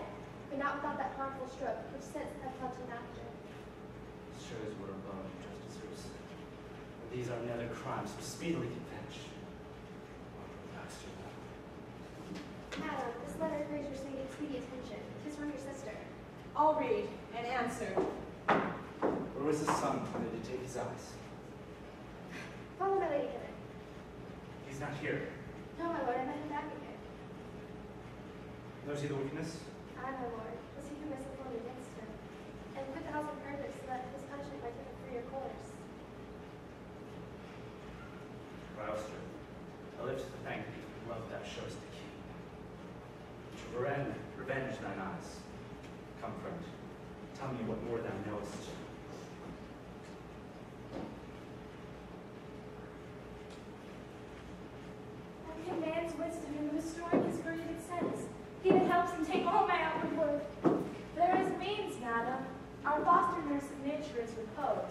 which he laughs, that to invoke in him are many symbols octaves, which will ease his eye of England.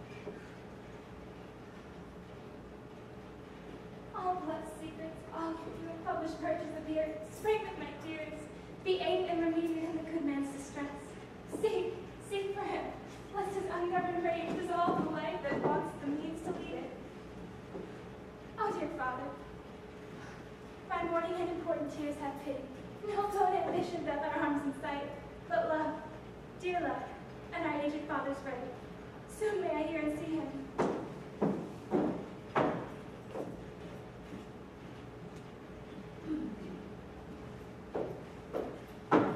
Which are my brother's powers set forth? Aye, madam. Himself in person there? Madam, with much ado, your sister's a good soldier. What might import her letter to Lord Edmund? I know not. Lord Edmund spake not with my lord at home? No, lady. Faith, he is posted hence on serious matter. Yeah, and I must needs after him with my letter. Our troops set forth tomorrow. The ways are dangerous. Stay with us. Madam, I had not. My lady charged me with this duty. Why should she write a letter to Edmund? Might you not transport her purposes by word? But like something, I know not what. I love thee much. Let me unseal the letter. Madam, I had rather. I know your lady does not love her husband. I am sure of it. Why, at her late being here, she gave strange and most speaking looks to Lord Edmund. My lord is dead. Edmund and I have talked, and more convenient is he for my hand than for your lady's. Therefore, I pray you, give him this letter. If your lady asks, when your lady hears thus much, pray her desire her wisdom to her. So, fare thee well. And if you should chance to hear of that blind traitor, remember, patience falls on him that cuts him off. I wish I would, madam. I would show which party I indeed do follow. Fare thee well.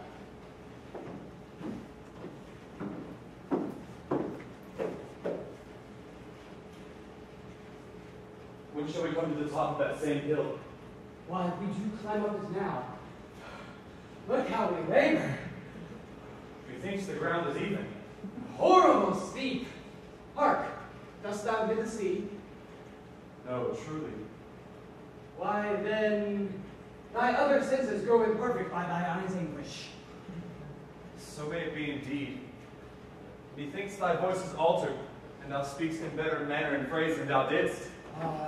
You're mistaken, sir, and nothing can not change except in my voice.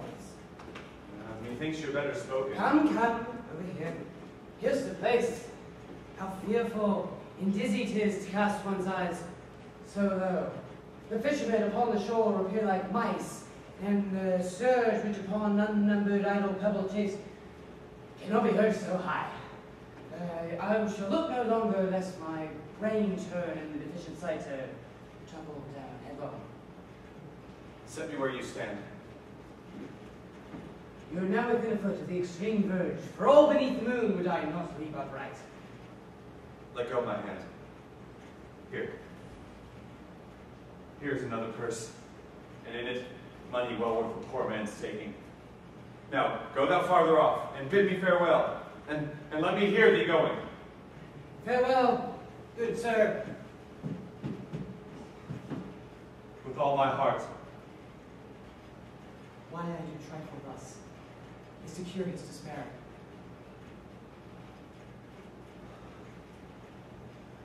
Oh, you mighty gods, this world I do renounce, and shake patiently my great affliction off. If I could bear it any longer, and not fall to quarrel with your great opposeless wills, my snuff and loathed part of nature should burn itself out. If Edgar lives, bless him. Now, fellow, fare thee well. Gone. Had he been where he thought, by thought had been passed. Yet I know not how conceit may rob the treasury of life when life itself yields to the theft. Ho you, sir! Speak you, sir! Are you alive? Yet he might pass indeed. Sir, speak! Are you there, sir? Sir, yes, he revives. What are you, sir? Away and let me die! But hast thou been aught but gossamers, feathers, air, so many fathom down precipitating, thou shiverest like an egg? Why, your life's a miracle! Have I fallen or no? Aye, 10 mass at each make not the distance which thou hast just perpendicularly fell. Do but look up at this chalky board. Alack, I have no eyes. Is wretchedness deprive itself that benefit to end itself by death? 'Twas yet some comfort when misery could beguile the great tyrant's rage and frustrate his proud will. Here, stand. Feel you your legs. Too well, too well. This is above all strangeness, but what was that was with you upon the crown of the cliff? Poor unfortunate beggar. Nay, methinks he had eyes the size of 2 full moons. He had 1,000 noses, horns enriched and whelked like the sea. It was a fiend that led you to that place. I do remember now. I thought that the thing you speak of, I took it for a man, but oft 'twould say, the fiend, the fiend. 'Twas he that led me to that place. Think you that the gods have preserved your life? Your life's a miracle, to bear free and patient thoughts. But who comes here? No, they cannot touch me for coining. I am the king himself. Oh, thou sight, you see sight. Nature's above art in that respect. Look, a mouse. Piece. This piece of toasted cheese will do the trick. Here's my gauntlet. I'll prove it on a giant. I know the trick of that voice. Is it not the king? Aye, an every inch a king. When I stare, see how the subject quakes. I pardon that man's life. What was thy cause? Adultery. Thou shalt not die. Die for adultery.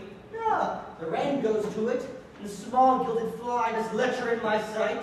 Let copulation thrive. For Gloucester's bastard son was kinder to him than my daughters got through the lawful sheets. To it, luxury, pell-mell, for I lack soldiers. Behold yon simpering dame, whose face between her forks presages snow, that minces virtue, that does shake her head near the name of pleasure. The fichu, the soiled horse goes to with the more riotous appetite. Down from the waist they are centaurs, the women all above. But the girdle to the gods inherit, beneath is all the fiends. There's hell, there's darkness, there's the sulphurous pit, burning, scalding, stench, consumption. Fie. Give me an ounce of chivas with a apothecary to sweeten my imagination. Here's money for you. Let me kiss that hand. Let me wipe it first, it smells of mortality. O ruined piece of nature. This whole world shall so wear itself out to naught.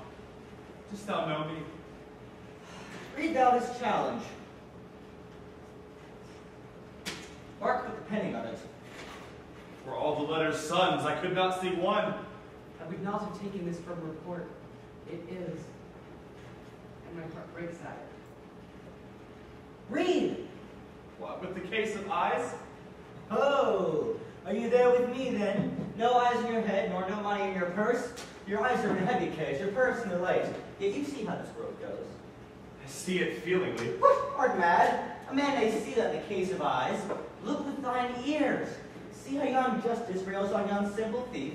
Hark with thine ears, change places, and handy-dandy which is the justice, which is the thief. Thou hast seen a farmer's dog bark at a beggar.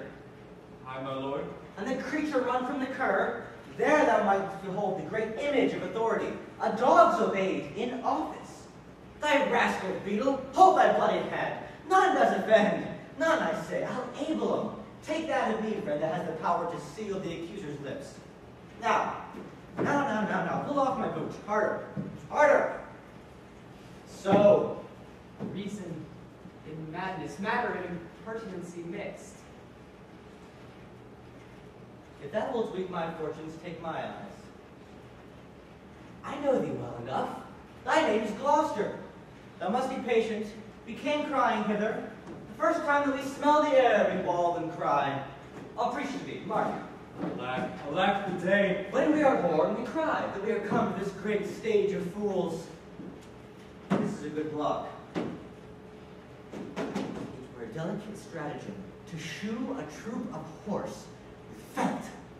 I'll put it in proof, then, when I've stolen upon these sons-in-law, then kill, kill, kill, kill, kill, Yes! kill, kill, Let kill, him kill, kill, kill. Sir, your most dear daughter. No rescue? What, a prisoner? Why, I'm even a very fool of fortune. Use me well, you shall have ransom. Let me have a surgeon, man, cut to the brains. You shall have anything. No seconds? On myself? Why, this would make a man of salt. Good sir. I will die bravely like a bridegroom. What? I will be jovial, masters. I am a king, know you that. You are a royal one, and we obey you. Well, there's life in it. Nay, if you get it, you shall get it with running. A sight most pitiful and the meanest wretch, past speaking of it a king. Thou hast one daughter, which redeems nature from the general curse fame hath brought her to. Hail you, gentle sir. Good sir, speak you. What is your will? Hear you aught of a battle sword? Most sure and vulgar, as is everyone which can distinguish sound. But tell me, how near is the other army? The main descry stands in the hourly thought. Thank you, that is all. Oh, you ever gentle gods, take my breath away from me. Let not my worser spirit tempt me to die again before you, please. Well, pray you, Father. Now, sir, what are you? A poor, plain folk. Here, let me lead you some biting. I'll bestow you with a friend. Hearty thanks. The bounty and venison of heaven to boot, and boot. Ho, ho, ho! A proclaimed prize, most happy, that eyeless head of thine was first framed flesh to raise my fortunes. Wherefore, noble peasant, darest thou support a published traitor? Hence, lest the infection of his fortune take a hold of you, let go his arm. She'll not let go without provocation. Let go, slave, or thou diest. She'll not let go. Come no closer. Let one walk past. Go your gate. I shall be playing with you. Out, dunghill.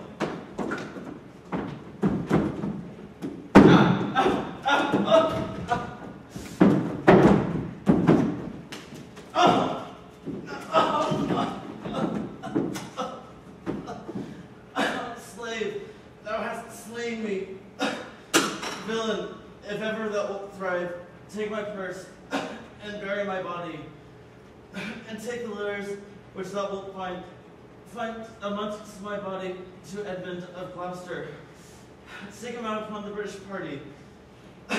Oh, untimely death. I know thee well. As serviceable to thy mistress's badness as badness would desire. What? Is he dead? I sit you, Father.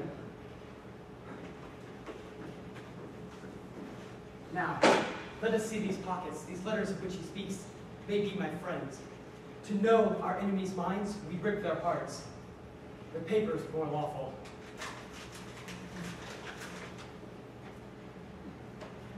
Let our reciprocal vows be remembered.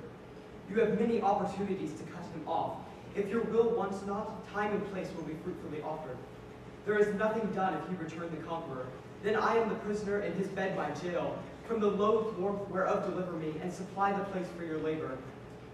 Your wife, so I would say, affectionate servant, Goneril. Ah! Indistinguished space of woman's will!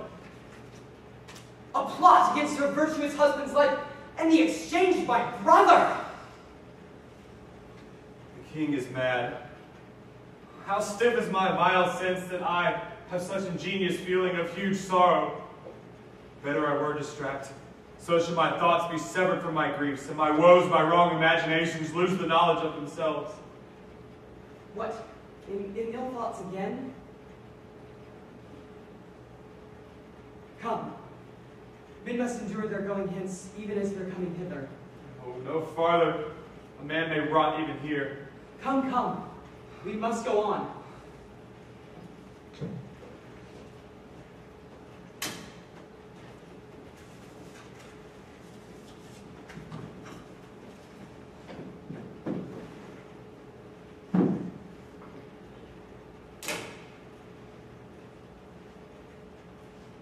Oh, thou good Kent, how shall I live and work to match thy goodness?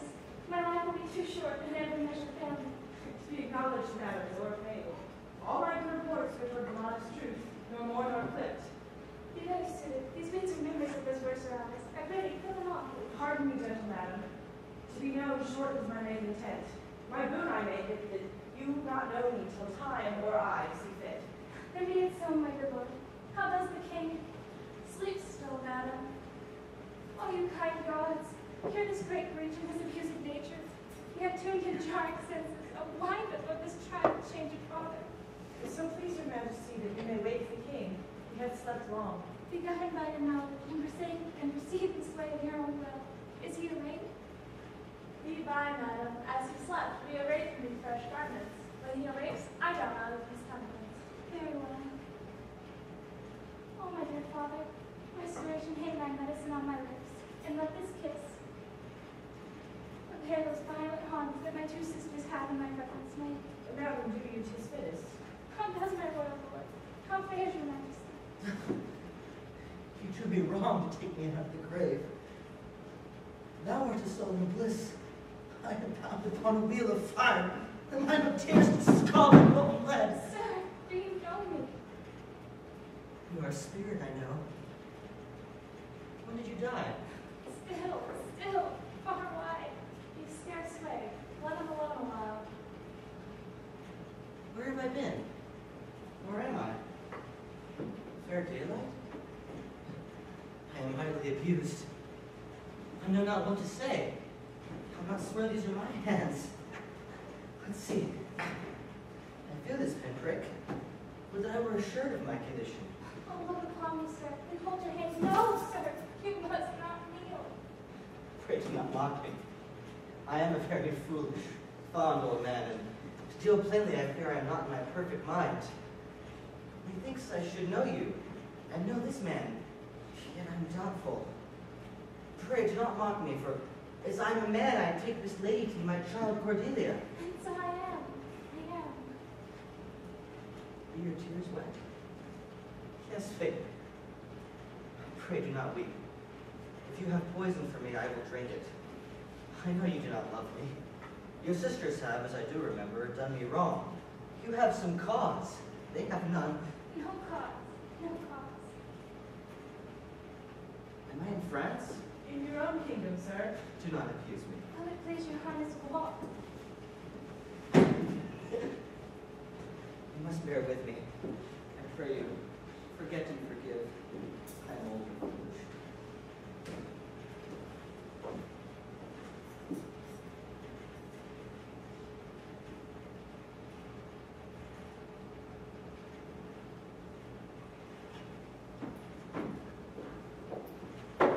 Know of the Duke, if his last purpose hold, or whether, since he is advised by aught, to change the course. He is full of alteration and self-reproving. Bring his constant pleasure. My sister's man is certainly miscarried. 'Tis to be doubted, madam. Now, my sweet lord, you know the goodness I intend upon thee. Tell me truly, but then speak the truth. Do you not love my sister? In honor, love, yes. But have you not found my brother's way to that forfeited place? That thought abuses you. I am doubtful you have been bosomed and conjunct with her as far as we call hers. No, by mine honor. I never shall endure her. Dear my lord, be not familiar with her. Fear me not. She and the Duke her husband. Our very loving sister be well met. Sir, this I hear. The king has come to his daughter, with others whom the rigors of our state have made oppose. Where was that honest enemy who was valiant? This business touches us. As France invades our land, not holds the king, with others whom I fear most just and heavy causes may oppose. Sir, you speak nobly. How is this reasoned? Combined together against the enemy, for these domestic and particular boils are not the trouble here. Let's then determine the ancient war in our proceedings. I will attend you presently, sir, in your tent. Sister, you'll go with us. No, 'Tis most convenient. Pray you, go with us. I will go. tell you, sir, if ever you had word with man so poor, give me one word. Or overtake me, speak. Before you fight the battle, open this letter. If you have victory, then let the trumpet sound, and I shall reappear with a champion who can prove what is avouched here. If not, if you fail, then your misery is at an end, and all machination ceases. Wretched though I seem, if that trumpet sounds, a champion will appear. Fortune love you. Say, I've read the letter. I was forbid it. Just let the trumpet sound. I'll reappear. Really well. Hold that letter. Draw up your forces. Here's the strength of their power by diligent discovery. But now your haste is urged upon you. Read the time! Both these sisters have I sworn my love, each is jealous of the other as the stung are of the adder. Which shall I have? Both? One? Neither? Neither can be enjoyed while the other remains alive. To take the widow exasperates her sister Goneril, and she can hardly be taken from my part while her husband remains alive. Now then, I will use his countenance for the battle, but that being done, I will leave him to the speedy taking off of she that would have me. As for the mercy which he intends for Lear and Cordelia, the battle being done and they within our power shall never see his mercy. For my state stands on me to defend, not to debate.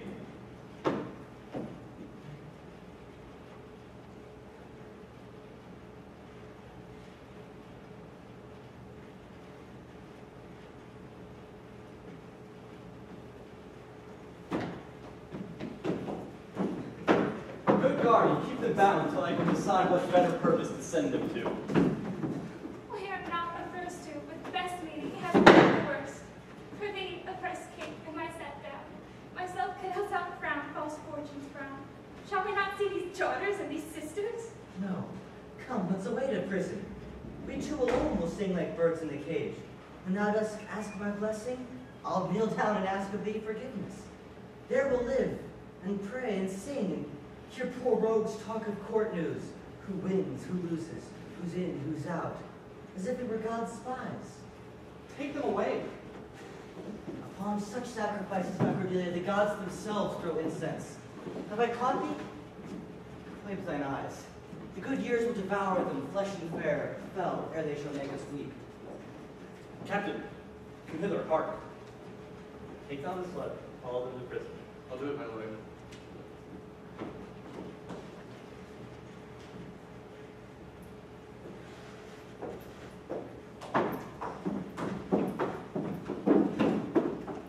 Sir, you have shown today your valiant strain, and fortunately well. And one of the captives that we opposite of this day's proceedings, we do require them of you, to use them as their merits and our safety may equally determine. Sir, I sent the old and miserable king to some retention and appointed guard, whose age has charms in it, whose title more, to pluck the common bosom on his side, and turn our pressed lances into our eyes which do command it. With him I sent the queen, by reason all the same. Now we sweat and bleed. The matter of Cordelia and her father requires a fitter place. Sir, by your patience, I hold you as but a subject, not as a brother. That's as we list to grace him. Methinks our pleasures might have been demanded ere you had spoke so far. He led our powers, bore the commission of my place in person, the immediacy of which may well stand up and call itself your brother. Not so hot. In his own grace he doth exalt himself more than in your edition. By me invested, he compeers the best. Now were the most if he should husband you. Jesters do oft prove prophets. That eye that told you so looked but a squint. Lady, I am not well, else I would answer you from a full-flowing stomach. General, take thou my soldiers, prisoners, patrimony, dispose of them. Of me, the walls are thine. Witness the world here that I make you my lord and master. Mean you to enjoy him. Let them lies, not in the nor in thine, lord, half-blooded fellow, yes. Let the drums strike and prove my title thine. Stay yet. Your reason. Edmund, I arrest thee on capital treason. And in thy detained, this guilty serpent. As for your claims, fair sister, I borrow them in the interest of my wife. 'Tis she is self-contracted this lord, and I, her husband, contradict your bans. You must marry me who loves me. My lady's bespoke. An interlude! Thou art wrong, Gloucester. Let the trumpet sound. None appear to prove upon thy head thy heinous, manifest, and many crimes. There is my pledge. I'll prove it upon thy heart. Sick, oh, sick. Thou art nothing less than I have here proclaimed thee. There's my exchange. What in the world he is that dares approach me? Let him come on. Who is he? On you, on him, who not? I will defend my honor and truth firmly. A herald, ho! Trust in thy single virtue, Edmund.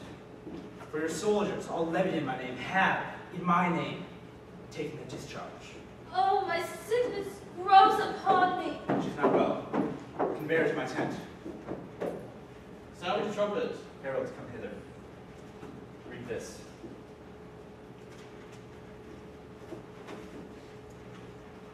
If any man of quality or degree within the list of the army shall maintain that this man, supposed Earl of Gloucester, is a manifold traitor, let him show now he is bold in his defense.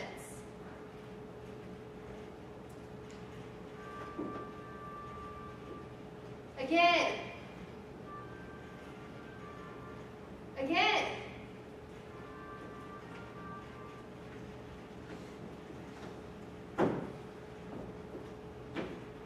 Who is he that answers on this call of trumpet?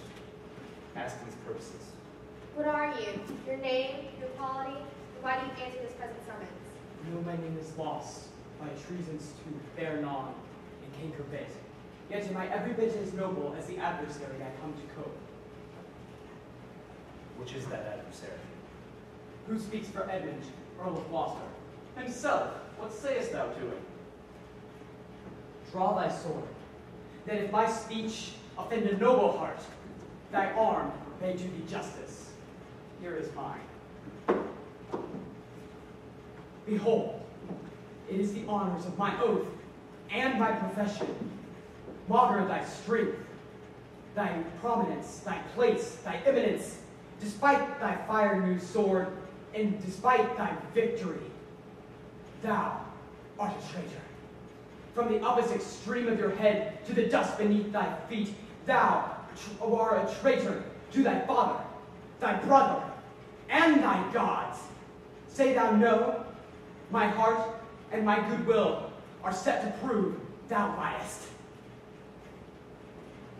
In wisdom, I should ask thy name, but since thy outside appears so fair and warlike, and thy tongue, some say of breeding breeds, what safe and nice that I may well delay by rule of knighthood, I disdain and spurn.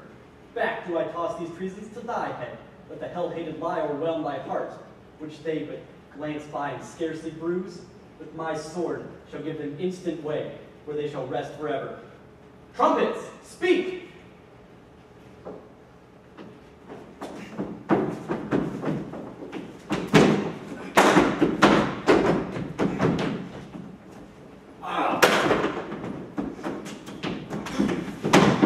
Save him! Save him! Let him rot there.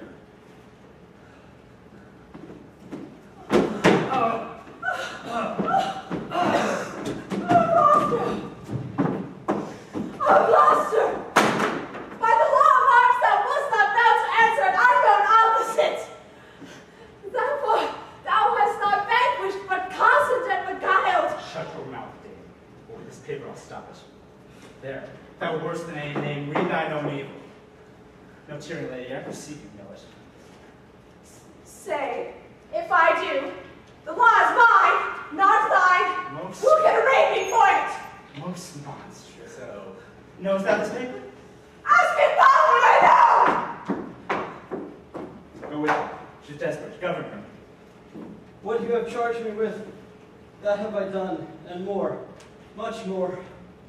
The time will bring it out. 'Tis past, and so am I.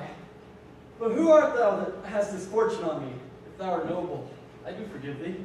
Let us exchange charities. I am no less in blood than thou art, Edmund, and if more, then the more thou hast wronged me. My name is Edgar, and I am the son of your father, the late Earl of Gloucester. The gods do take pleasure at giving justice in our vices. The place where he got thee cost him his eyes. Thou hast spoke truly. The wheel has come full circle.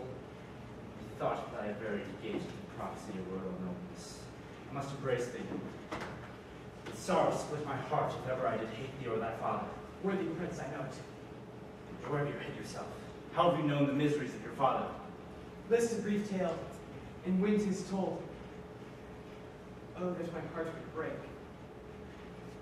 I heard the bloody proclamation to escape, and did so, assuming the form of a madman, taking on a habit that even the dogs disdained. It was in this figure that I met my father. His bleeding rings, their stones, newly lost. I became his guide. I led him, I begged for him, I kept him from despair. Then, just a half hour hence, I told him who 'twas that had so led him, upon which his heart burst, torn twixt grief and joy. This speech of yours hath moved me. It may perchance do good, but speak you on. You look as though you had some more to say. There be more woeful still, hold it. My heart is ready to dissolve hearing this. Whilst I was making clamor, came there a woman who, having seen me in my worst estate, shunned my society.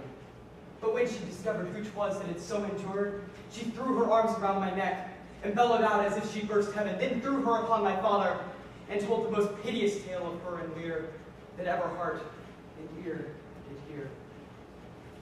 Then her grief grew puissant, her strained senses cracked, and I left her there tranced. Who was this? 'Twas the good servant Kent. Help! Help! Oh, help! What kind of help? 'Tis hot! It smokes! It came even from the heart of... Oh, she's dead! Who's dead? Speak, man. Your lady, sir, your lady! And her sister by her is poisoned. She hath confessed it. I was contracted to them both. All three now marry in an instant. Here comes Kent. It's judgment, which comes from the heavens, makes us tremble, touches us not with pity. Sir, time will not allow the very compliments which your very manners urge us.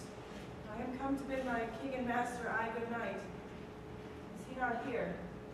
I think you must have forgotten. Speak, Edmund. Where's the king? Where's Cordelia? Seest thou this object, Kent? Alack, why thus? Yet Edmund was beloved. The one the other poisoned, and after slew herself.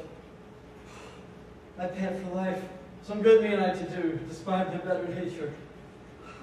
Quickly, send to the castle, for my name is upon the writ, upon the life of Cordelia and the king. Nay, send now in time. Run, run, run! To whom shall I go? To whom shall I take a token of reprieve? Well thought on. Take thou my sword. Hasty, on thy life! He hath commission from thy wife and from myself to hang Cordelia, and to blame it upon her own despair that she forbid herself. God's defender. Bear him hence a while. How? How? How? How?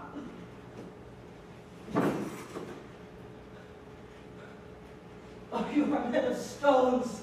Had all your tongues and eyes had truth, so the heavens voice would crack. She's gone forever. I know when one is dead and when one lives. She's dead as earth. Lend me a looking glass. If that her breath will but mist or stain the stone, why then she lives.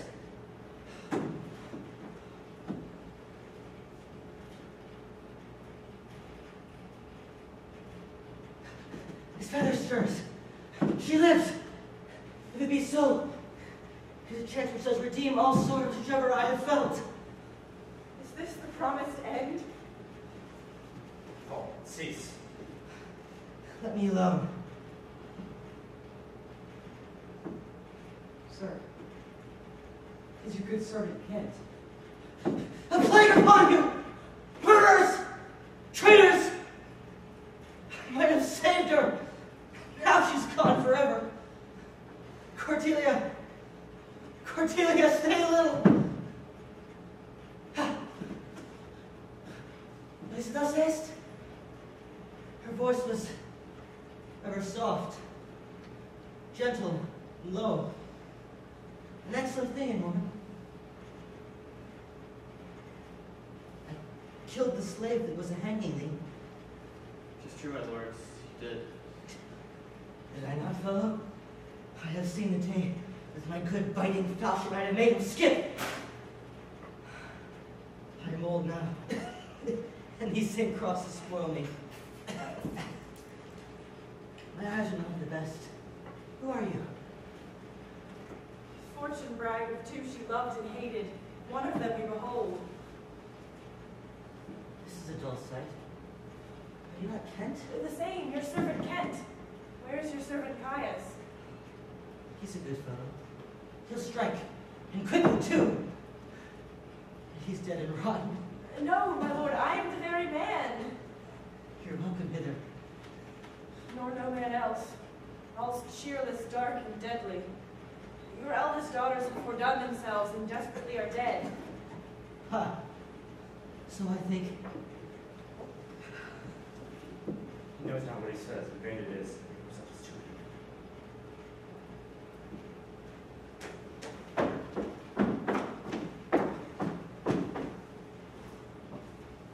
Edmund is dead, my lord. It's but a trifle here. You lords, no friends, nor intent. What comfort to this great decay may come shall be applied. For us, we shall resign. During the life of this old majesty, to him our absolute power. And my poor fool is hanged? No. No. No. No life! Why should a horse, a dog, a rat have life? And thou no breath at all? I'll come no more. Never, never, never, never!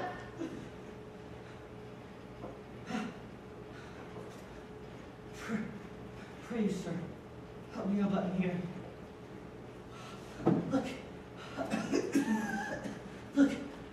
Her lips. Look there. Look there. He faints. My lord, he faints. Break heart, prithee break. Lift your head, my lord. That's not his ghost. Let him pass. He hates him that would upon the rack of this tough world stretch him out further.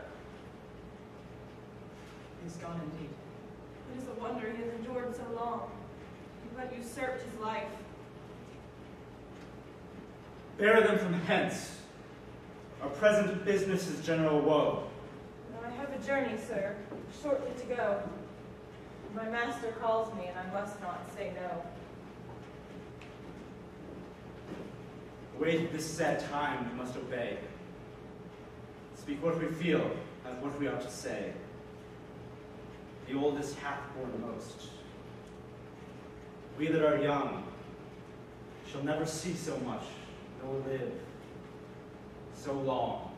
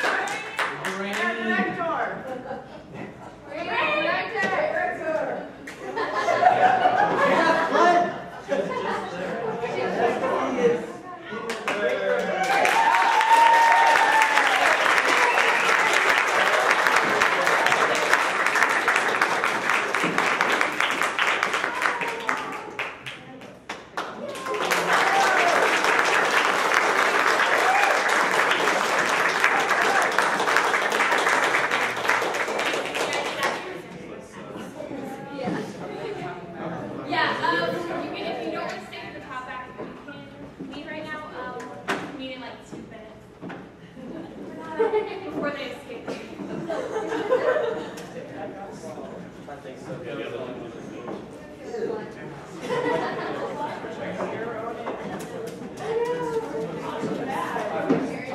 Yes.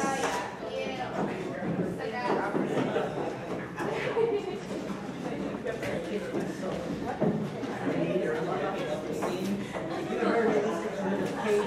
still some love in it.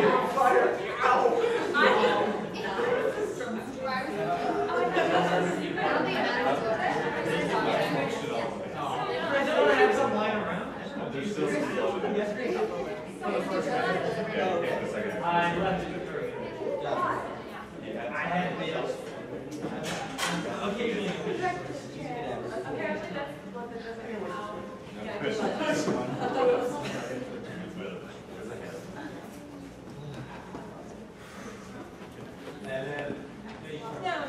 I'm really worried or really curious that Robin is named White. Yeah.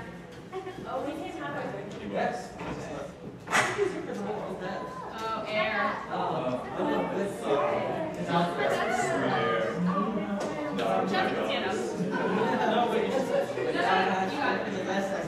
Well, okay, I think we're all here. So we'll go down the line.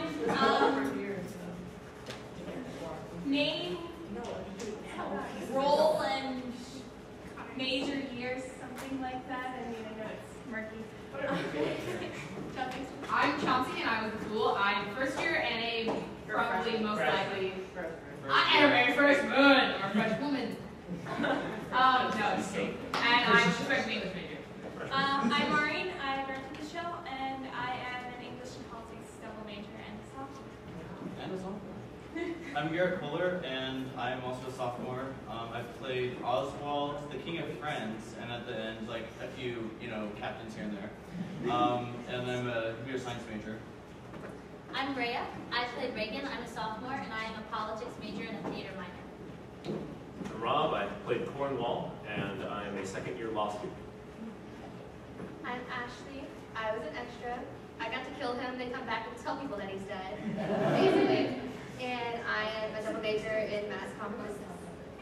I'm Sam. I was Cordelia. I am a prospective English and comp sci double major, but possibly an English major and comp sci minor. We shall see. And I'm a first year. I'm Thomas. I was the Duke of Alvin, and I'm a math and econ major. So, I'm Tyson. I'm a junior double major in music and medieval studies. You're also Lear.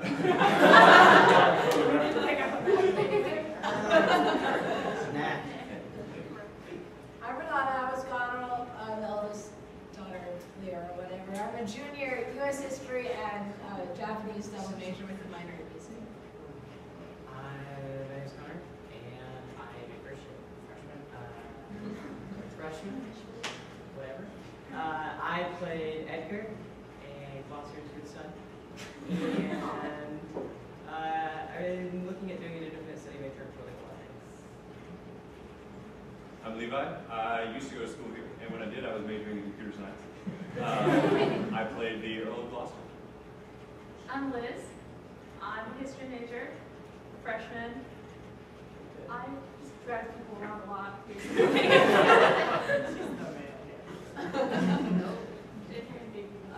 Jessica. I graduated last year, and I was an extra. No lines. I was the most important line in the whole show. Yeah, that's on my head.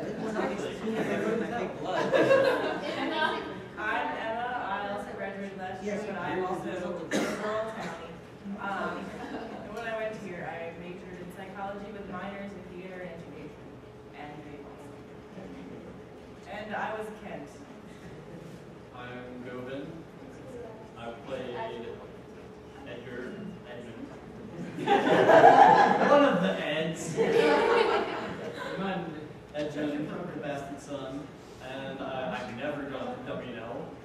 I am the original townie. I was the townie before it was cool. Okay, so does anyone have any questions? I have a question. This is probably one of Shakespeare's Shakespeare's most difficult plays, if not the most difficult. And I'd like to ask you what made you think of doing it, and I wish that We all asked that too. And I wanted to know what maybe 2 or 3 people would say what was the hardest thing about it. Okay, well, I will be brief so Chauncey shut me up. Basically, well, earlier this month was Comedy Bears put on by the theater department. So we had a concern that putting 2 comedies on in 1 month could be a problem. So we took a group of plays to members, because we are a democracy, to vote. Some of my favorite plays. The choices were Measure for Measure, Lear, and Cymbeline. And we ended up doing Lear.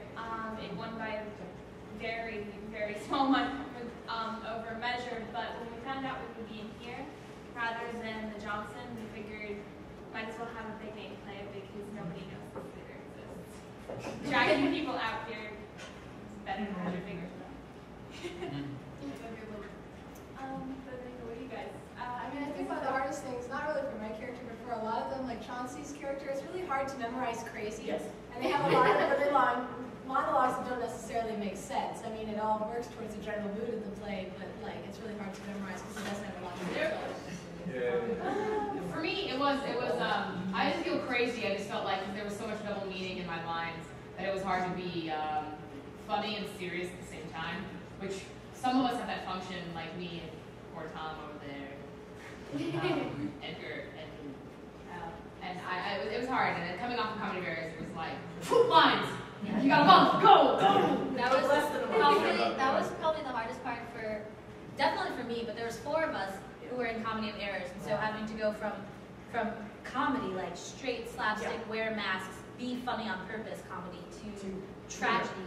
But it's still Shakespeare, and a lot of Shakespeare's lines and a lot of his plays sort of, they sound the same or they trigger thoughts of other lines, so it's hard to get all of those lines. And I mean, the 4 of us that were in the play together, like we had certain relationships, and then like we came to this rehearsal and it was totally different. Like I had to hate Rob, and I didn't really hate Rob. Not at least not as much as I did this play. So yeah. So there's that one time when I come in screaming like "Help me!" because I'm doing this kind of like nasal voice anyway to the fool because I kind of want to go for an androgynous thing. I didn't come here as I did a very nasal voice, and I'm coming in and screaming "Help me!" And momentarily while I was doing it, I was like, "Oh my God, this is the same thing I do with Comedy Bears," and I was like, "Oh, no!" Levi, do you want to add anything? I don't have anything really for the whole cast, but for me personally, since this Shakespeare Society has never done a tragedy before, and I've never had a character that has 0 humor, like no. I've never not been a drunkard, and also, like I make the first sex joke of the entire play, and the rest of the play I spiral down into trying to kill myself in Act 4. That was really difficult. That was really emotionally challenging for me. It was very, very tough to play a character with like 0 humor. Absolutely none. You did a fabulous job. Thank you.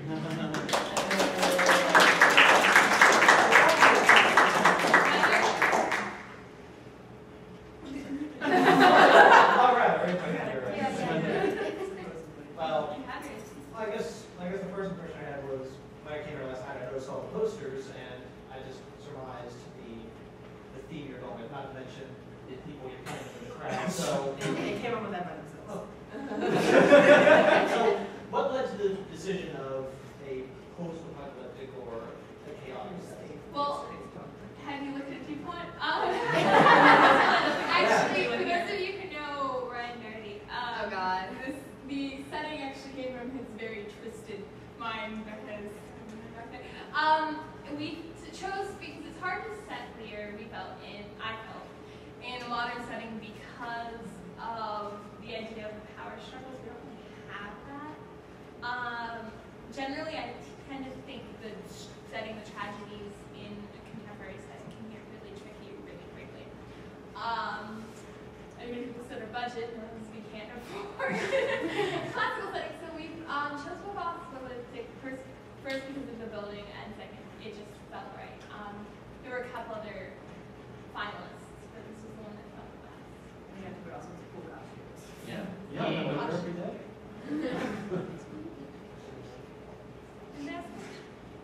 Why did you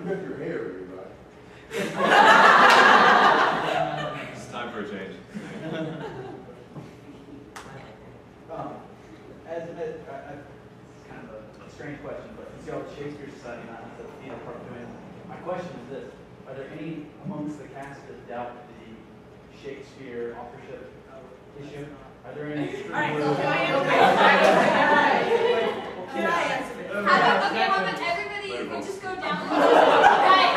How about for this question, we just go down the line and you say yes or no. And I won't judge you if you say the answer that's not right.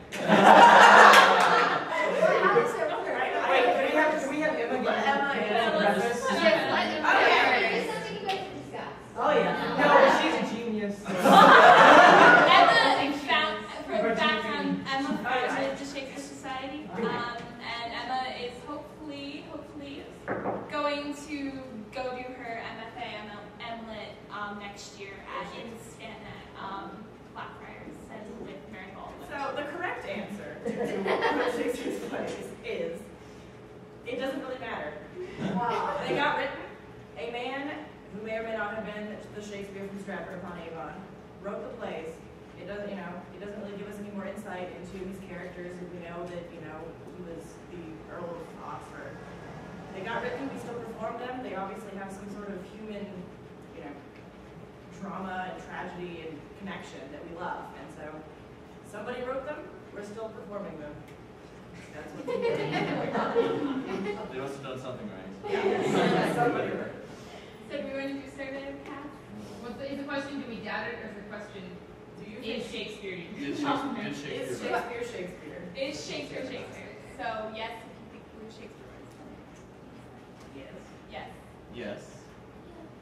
Sure. I live with her, so yes. Yes. How now? Yes. Yes. Yes. Actually, a really good joke. It was actually Shakespeare. He teamed up. Who's the other?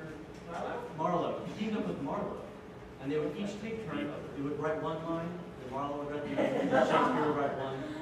And so they know that they switched off between these two, but they can't figure out who wrote the first line.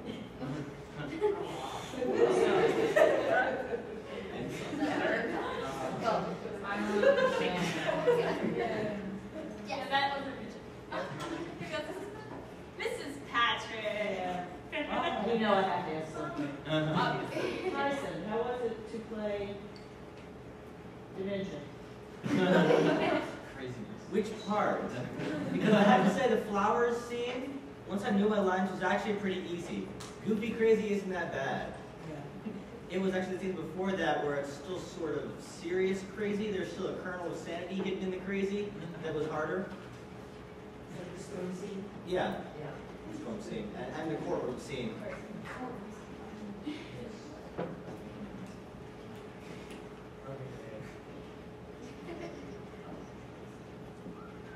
He's not going to elaborate on it. Sorry. He's not That's fine. Ask anything, we'll answer it. Nonsensical is fun to act honestly. Very true. Yes. Well, did you draw on your experience with the assassin? Not really. They're kind of similar, but actually I didn't, because Charlie Guiteau has Charlie Guiteau in Assassins has delusions of grandeur. King Lear has assumptions of grandeur. He is important, he knows it, or at least he was. And so he's operating from that point instead of trying to reach that point, like Charlie Guiteau. Why do makeup? Is this any question? Yes.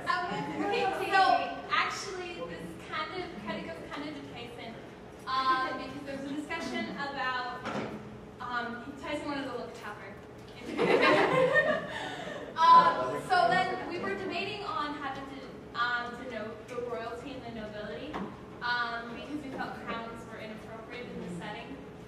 We had talked about armbands, but that didn't work out so great. So Tyson came up with the idea of tattoo, and it evolved from there. So all of the royalty has face tattoos. Some of the nobility has arm tattoos. Yeah, that was really fun to do. I had absolutely nothing to do with picking with any of the designs because I'm not artistic at all.